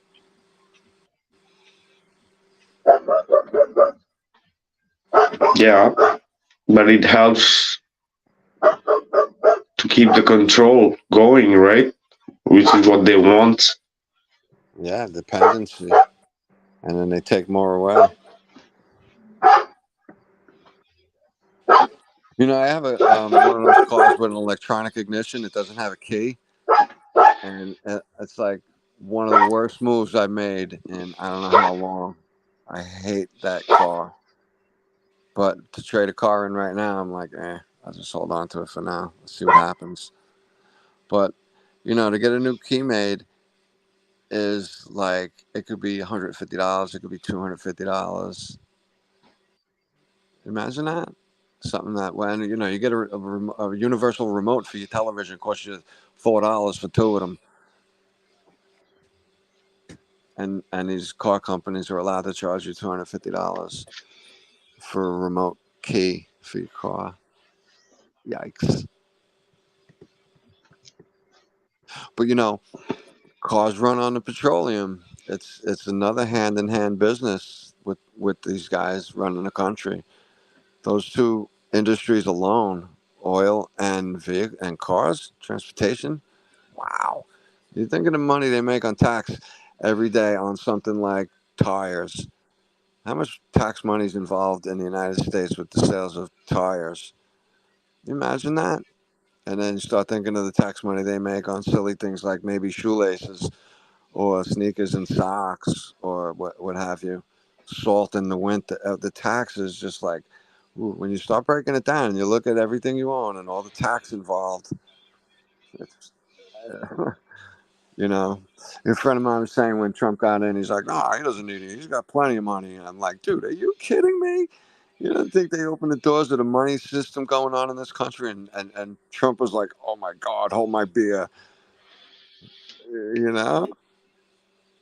And listen, he was groomed all the way through his life for this position anyway. Oh yeah. Yeah, he was. He just did it in secret. He didn't think he was a real politician until he, you know, did what he did. Did y'all see that movie Politician. In Time? Oh yeah. No. I You ever see? yeah. I saw it. Seen it.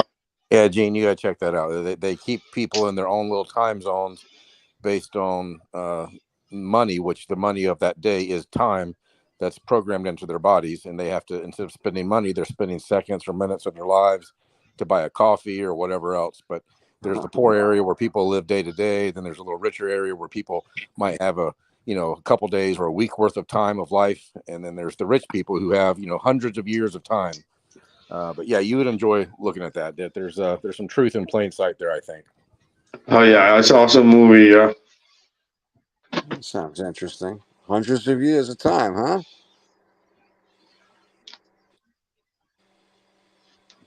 Oh yeah. It's a way to show that how the elites are controlling even in the future,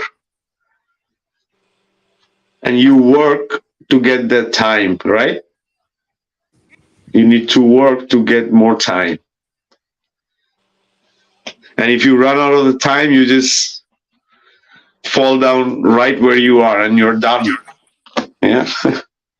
Wow, that's interesting. And when they want to depopulate the lower poorer areas, they just raise the price of everything. So coffee that was 2 minutes yesterday, now the coffee is 7 minutes today, and the bus ride that was 5 minutes yesterday of time or money, that now that bus ride is 10 minutes today. So now you just run out of your time, you run out of your life, and all the poor people die. Yeah. Interesting. I wouldn't put that being past some kind of reality that could be created. It almost is.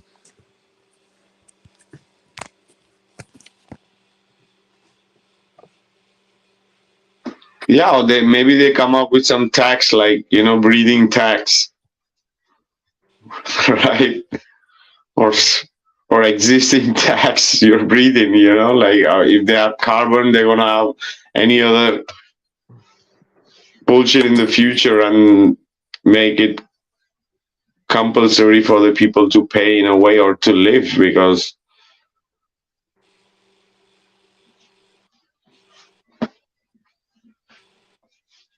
we speak about, like in the 60s and the 70s, only a father needed to work and the whole family could live in the house and pay the house and everything. And now you have the whole family working, and it's crazy, right? Yeah, So I shared a meme last week of a. Oops. Keith got. The Matrix got him. And we're only talking 50 years ago. Yeah, you have to go again, Keith. You cut out, Keith, the whole whatever you said. Oh, I was saying I shared a meme last week that it showed a lady with her hair up in a bun, and from the 70s, and it said, "Here's a lady with $20 worth of groceries, and her grocery cart was packed. It was overflowing with food, and it said she's going home to her house that cost $15,000. Now today, $20 of groceries doesn't get anything. It's at least 200 or 500, and your house is at least 200,000 or 500,000 for your house. And we're only talking a span of 50 years." Yeah, a really well orchestrated plan. Oh yeah, in the next 50 years, to have a family and a kid, it's gonna be like a mission, right? For many. Yeah, It is, and even now for some, but right? Yeah, only in 50 years, only the rock stars and politicians are going to be able to.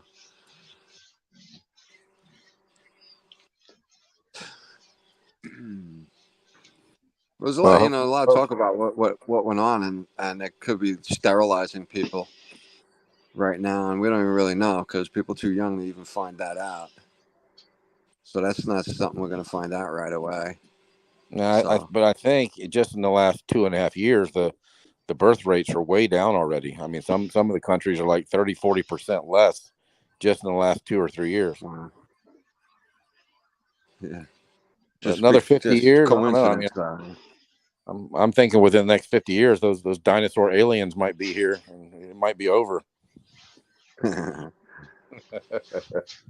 It'll be interesting.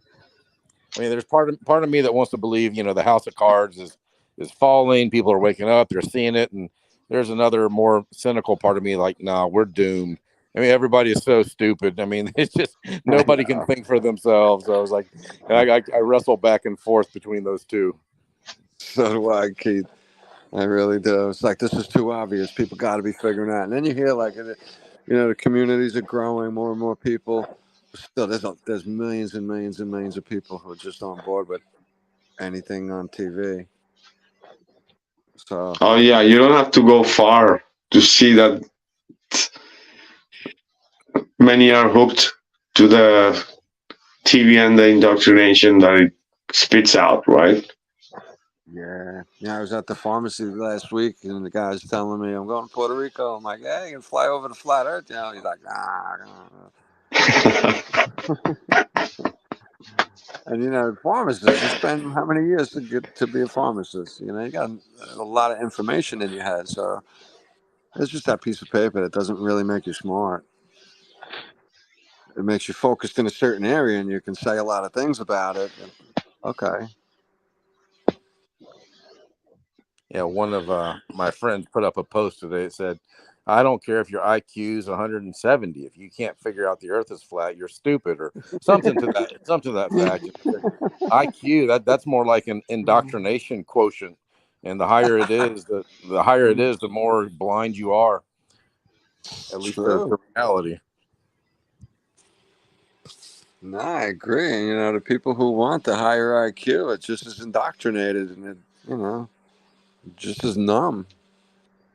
Come on, man. There's just too many things out there right now. There's so many angles people could be understanding something from, and like I say, man, they just want the narrative to be true for whatever reason. But fear is an illusion, because you know what? You should be more afraid. These people should be more afraid to understand that when people don't talk about it, is how they get away with this stuff. That's probably where it came from. Don't talk about politics or religion. Too bad. I'm talking about it. Right? Wasn't that was a saying? I remember that when I was a little kid, hearing that in my house from my grandparents. Don't talk about that. Don't talk about that. Oh, really? Why? We don't talk about that. What's the big deal? So this other thing is like a lot of machinery, industrial machines work on this gas, right? Lots of in mining, in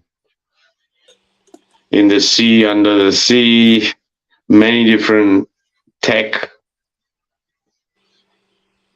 for even farming need,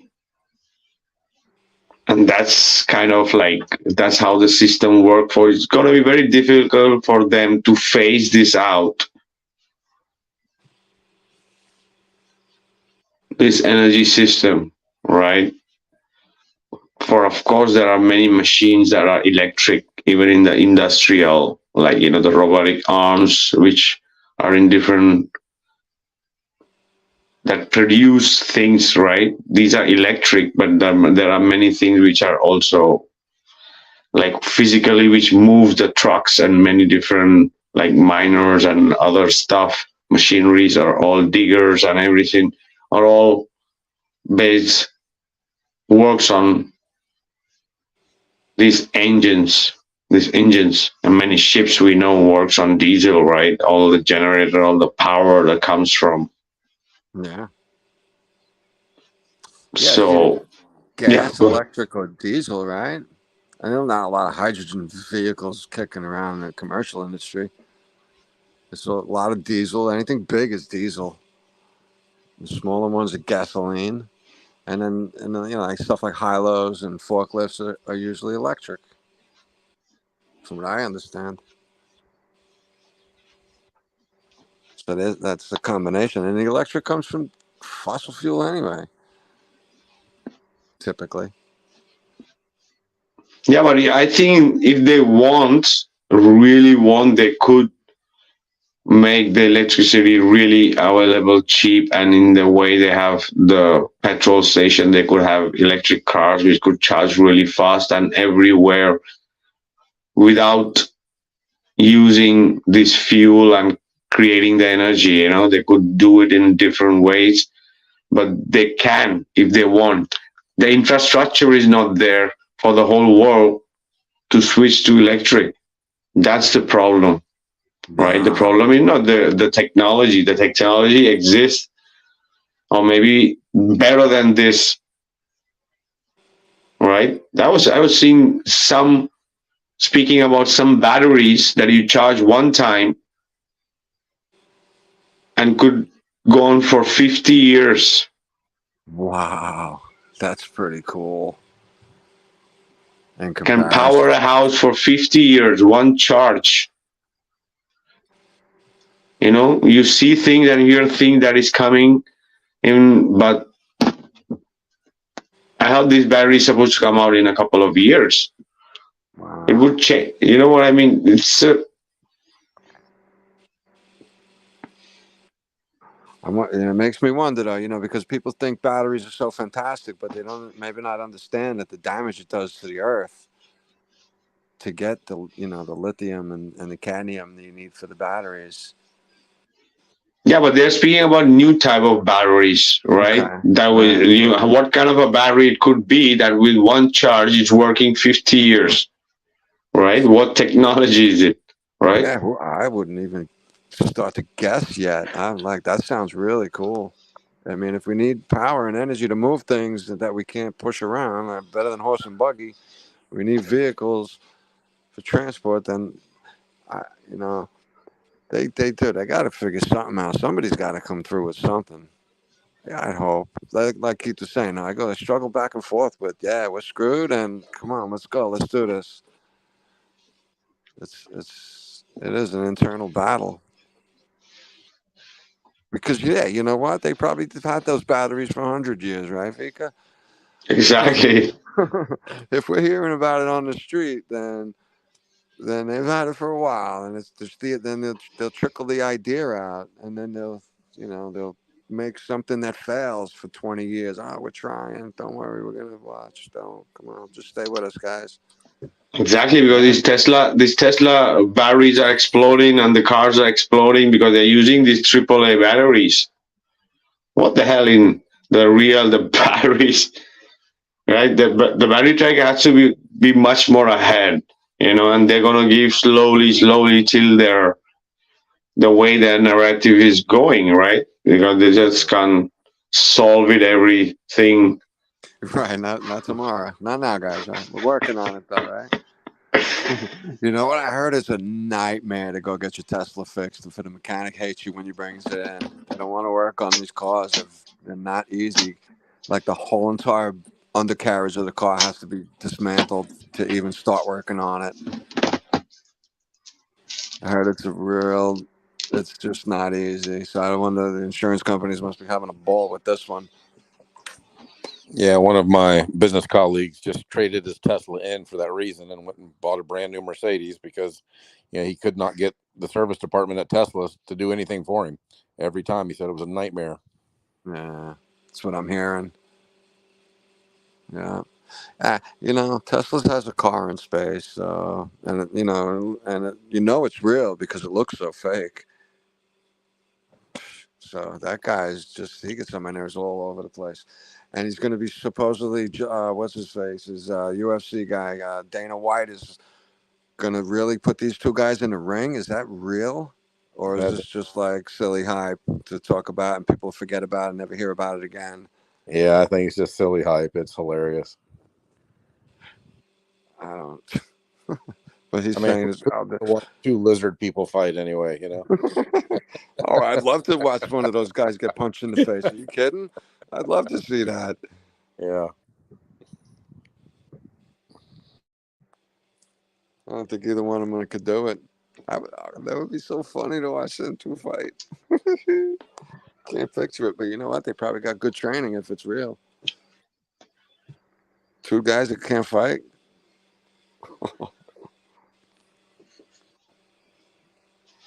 But he says it's going to make a fortune. Dana White's like, are you kidding? This fight will beat the last 5 big fights that I had. So I'm like, wow, I don't know. I think I'd rather watch Eric debate Neil deGrasse Tyson. That'd be better. All day. Could you imagine? Hey, I think about that guy. Why?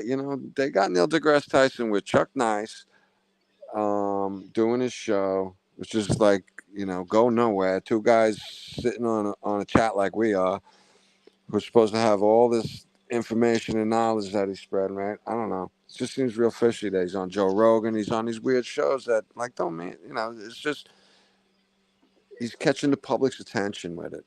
And it's like, where are the real scientists on Joe Rogan? Where any of the real scientists trying to get into a conversation with this guy? It's all the usual suspects. Yeah, there was one that I actually listened to recently. I don't know how old the interview is, but I think it's Eric Weiner. You heard of him? He's a physicist, and he's just talking about the possibilities of these UFOs being fake, that they're not real. And he's like, well, where are the physicists who can actually work on this UFO dilemma or problem and let us know if it's real or not? And he said, there's nobody. There's not one physicist working on this UFO phenomenon that's going on. I mean, but you might enjoy that interview. It's on the Joe Rogan podcast, but it's Eric Weiner, I believe. It's a good question, though. It's just all this propaganda stuff. They all seem to have their peer-reviewed papers lined up, and they're pushing very similar kind of stories. Yeah, this one was weird because as a physicist, he was calling these other guys out, saying this thing of quantum gravity he was talking about and the string theory. He said this stuff doesn't work. I mean, and we've been putting people's careers in trash cans for 50 years because they disagree with it, and we need to come out and say, look, this doesn't work. And he called out Michio Kaku. He said that guy is out of control.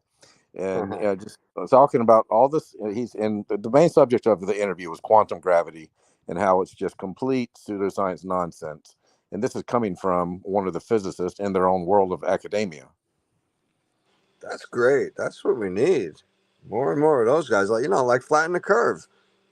Yeah. Flatten the Curve had a really great cast of people, right? And from all kinds of professions, jumping the fence. Salute all those guys. And Vika for making that happen. Wow, that's a huge staple for us. That was probably one of the best ones to come out since. There's nothing come out in the past year and a half. A couple things here. The guys are pumping stuff out like it's oil out of the ground. Some of it's better than others, But that's Oh yeah. the thing. When these big guys are starting to jump the fence. That's really what we need.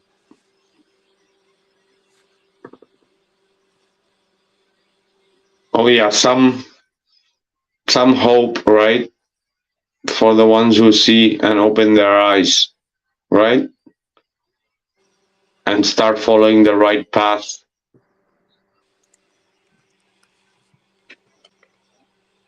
Well, there's To plenty of angles to come from, and to open up a conversation in a different avenue. That's part of the beauty of it. Oh yeah, and I think in every field there are people always coming with the truth, but they're always suppressed, right? In every field. Sure, just like the water cars and the other alternative power cars we talk about. They come out, the little flash of what's this, and it's over. It's gone. Something happens, or it just disappears. Short, attention span, what have you. And what are we going to do anyway? A guy disappears because he's on TV with a water power car. What do we do? It happens over and over. They're just showing us things, I guess.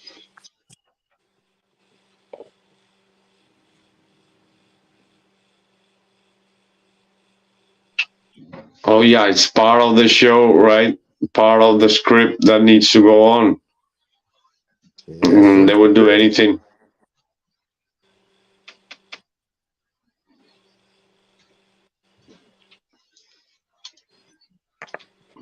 So yeah, they want us to spend our fortune for us to move around, right? So we see how long it goes on.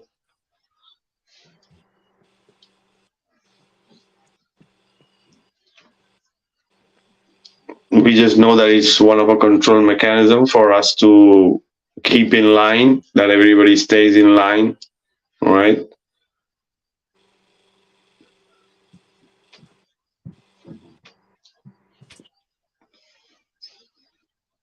And I find this abiotic theory of the oil very interesting, right?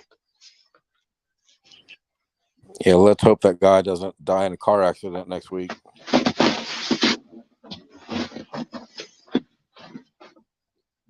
Oh no, they already capitalized on that information and the research, and they already are. Right? It's not a theory. The theory is the one of the biological, that the oil comes from biological source, from dinosaurs or whatever, right? Right. Think of Tesla, though. They said, think of energy, frequency, and vibration. Maybe we could get power out of anything. Maybe the rocks have power that we don't even know about. And we could just harness it out of the air. And that's where it's coming from. If we know how to harness the rock power, we could have this kind of energy. If we could get the tree power, we could have that kind of energy. Who knows? Exactly. Harness our own energy. Oh yeah.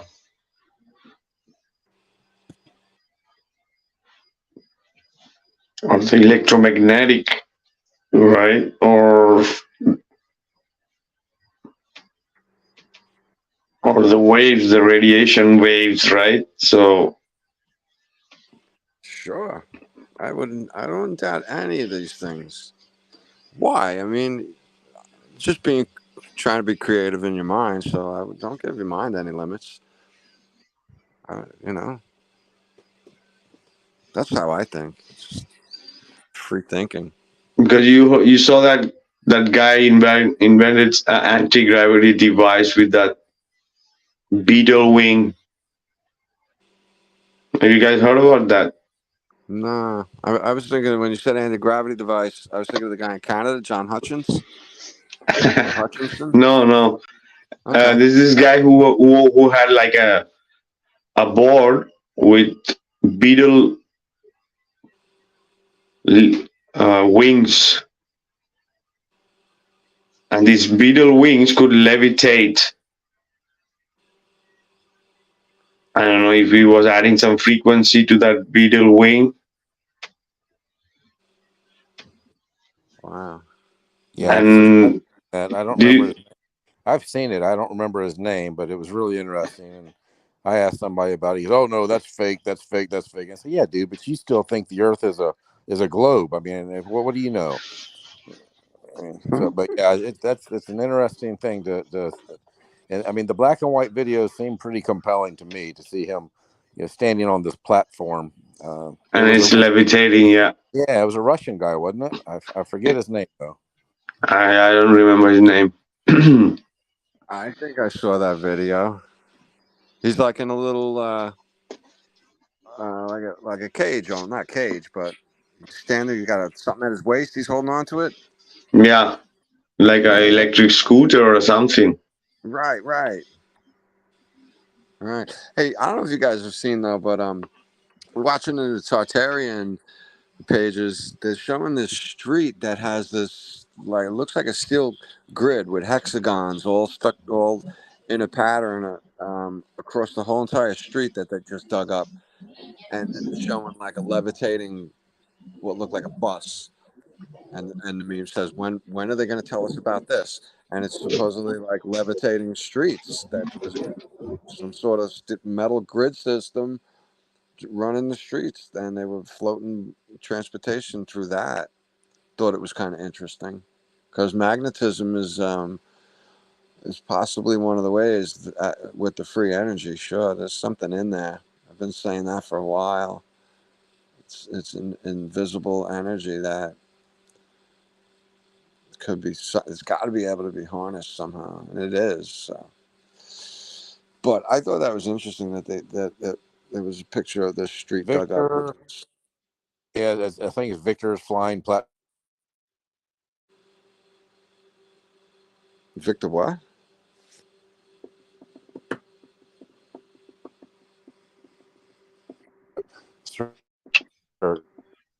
Keith, we don't hear you. You're breaking up, Pete. Flying or levitating platform. Hello. There you go. You broke up for a second. Yeah, I've lost you guys a couple times too. I've you like went silent for about 20 seconds or so. All right. You're saying the guy's name with the hovercraft?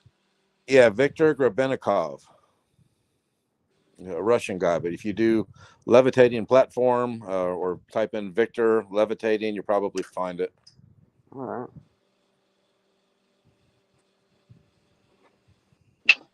And you see, after there's nothing about that. You see, that thing just disappeared. Right, like an isolated thing, and that's it. Yeah, just like the professor, what was his name, R. Foster, and the moon theory in the 1960s that the moon was plasma. I mean, nobody's heard anything about that since then. Right. And you can't find anything out about him or his work. Wow. Exactly, because this levitation thing works very similar to the bumblebee and the bees, as we spoke about the frequencies and how they levitate and create a bubble around them, and that's why they're levitating more than flying, right? So crazy, right? And they go through rainstorms and don't get wet. That's insane. So imagine if the bees can do this. Do you think these people have not already know how the hell it works? Really? Wow. And they go from flower to flower. They know where they've been. They know all these flowers they've been to, so they don't go back. They're not like looking at the same flower 2 or 3 times. And when they're done, when they're loaded with pollen, they go right back to the house, straight back home. Because of what? Evolution, right, guys? And there's something similar too, that the spiders can go miles through the air with the electrostatic. Oh yeah, Yeah, ballooning. Yeah, ballooning, right? exactly. Yeah, they say that like probably could have been Christopher Columbus reported seeing spiders in the middle of the ocean. They're like, what's going on here? Before they understood it. One of those old stories had that in it. But that's interesting.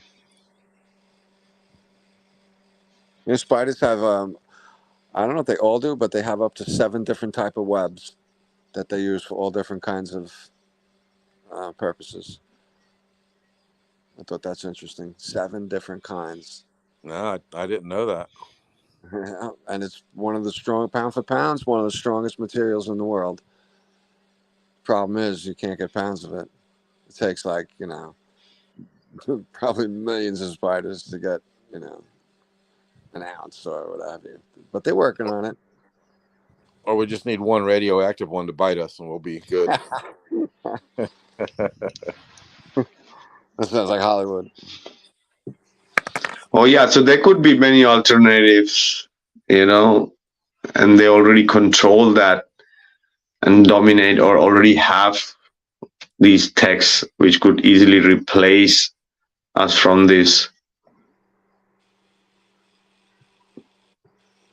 combustible energy that we are, which is one of the main catalysts for all the wars and control game that's going on. So literally the energy can really help us make everything more comfortable for the humanity, and abundance could be there for everybody in every aspect because the energy is there, so they just don't want the abundance for the human being. They want that everybody keeps struggling until we all phase out, and then they want to bring it out all the good tech for the ones who survived, or for the elites, or for the whatever, right? Because because they don't want to help to solve anything for humanity. So anyway, guys, we're gonna be having last thoughts about this whole fuel hoax and paranoia and control. Yeah, say goodnight, everybody. Vika, great show. Good to see you, Keith. I had a lot of fun. This was an interesting talk tonight. And yeah, I do. I think that they're way advanced. They got energy devices, then hidden lands, and places we don't know about. So we work, they don't. We sit here and struggle, and it's tricky because you want to know something. We all driving around. We all turn our lights on in our ovens, so the stuff's working.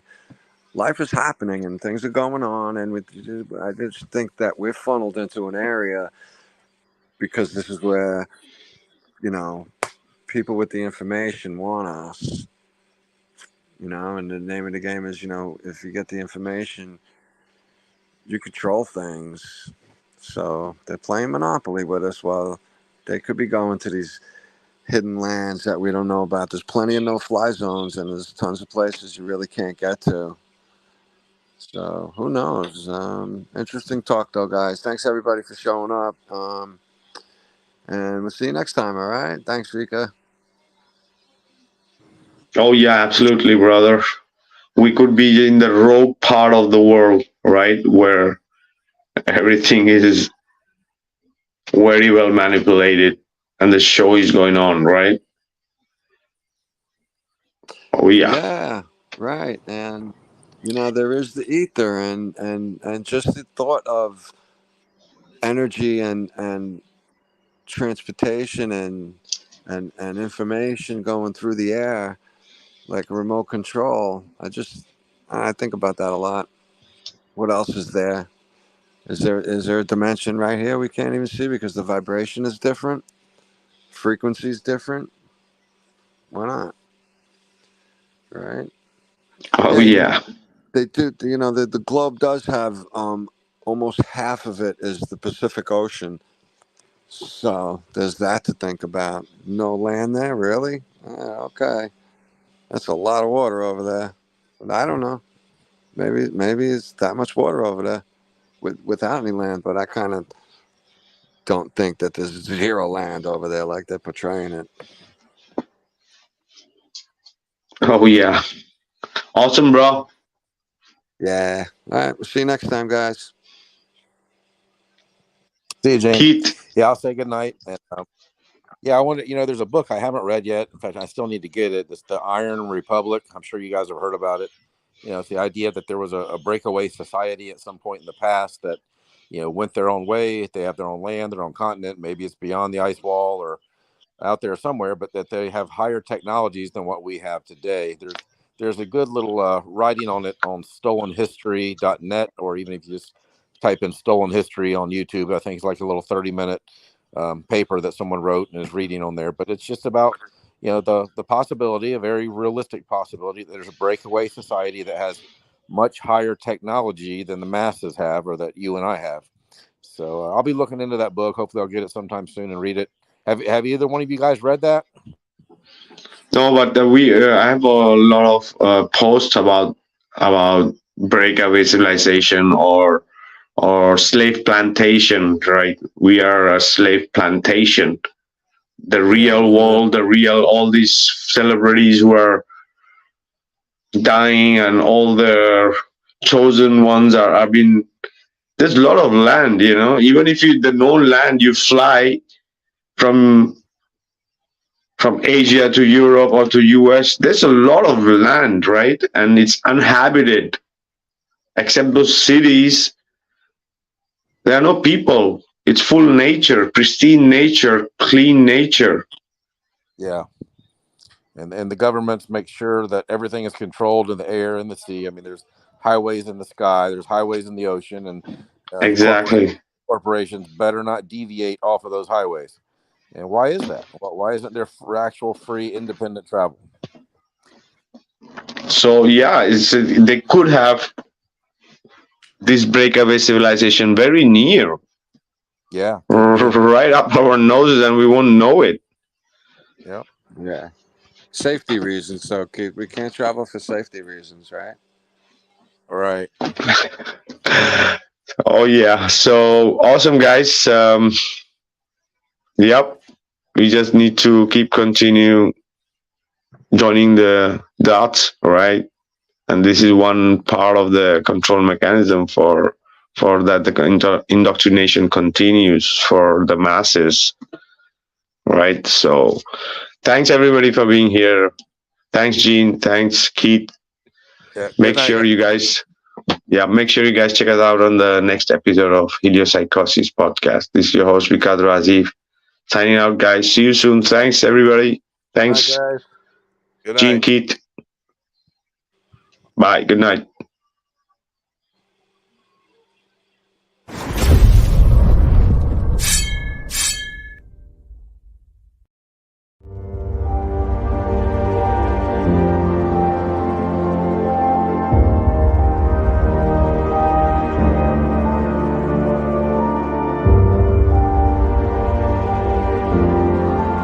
Astronauts to the moon.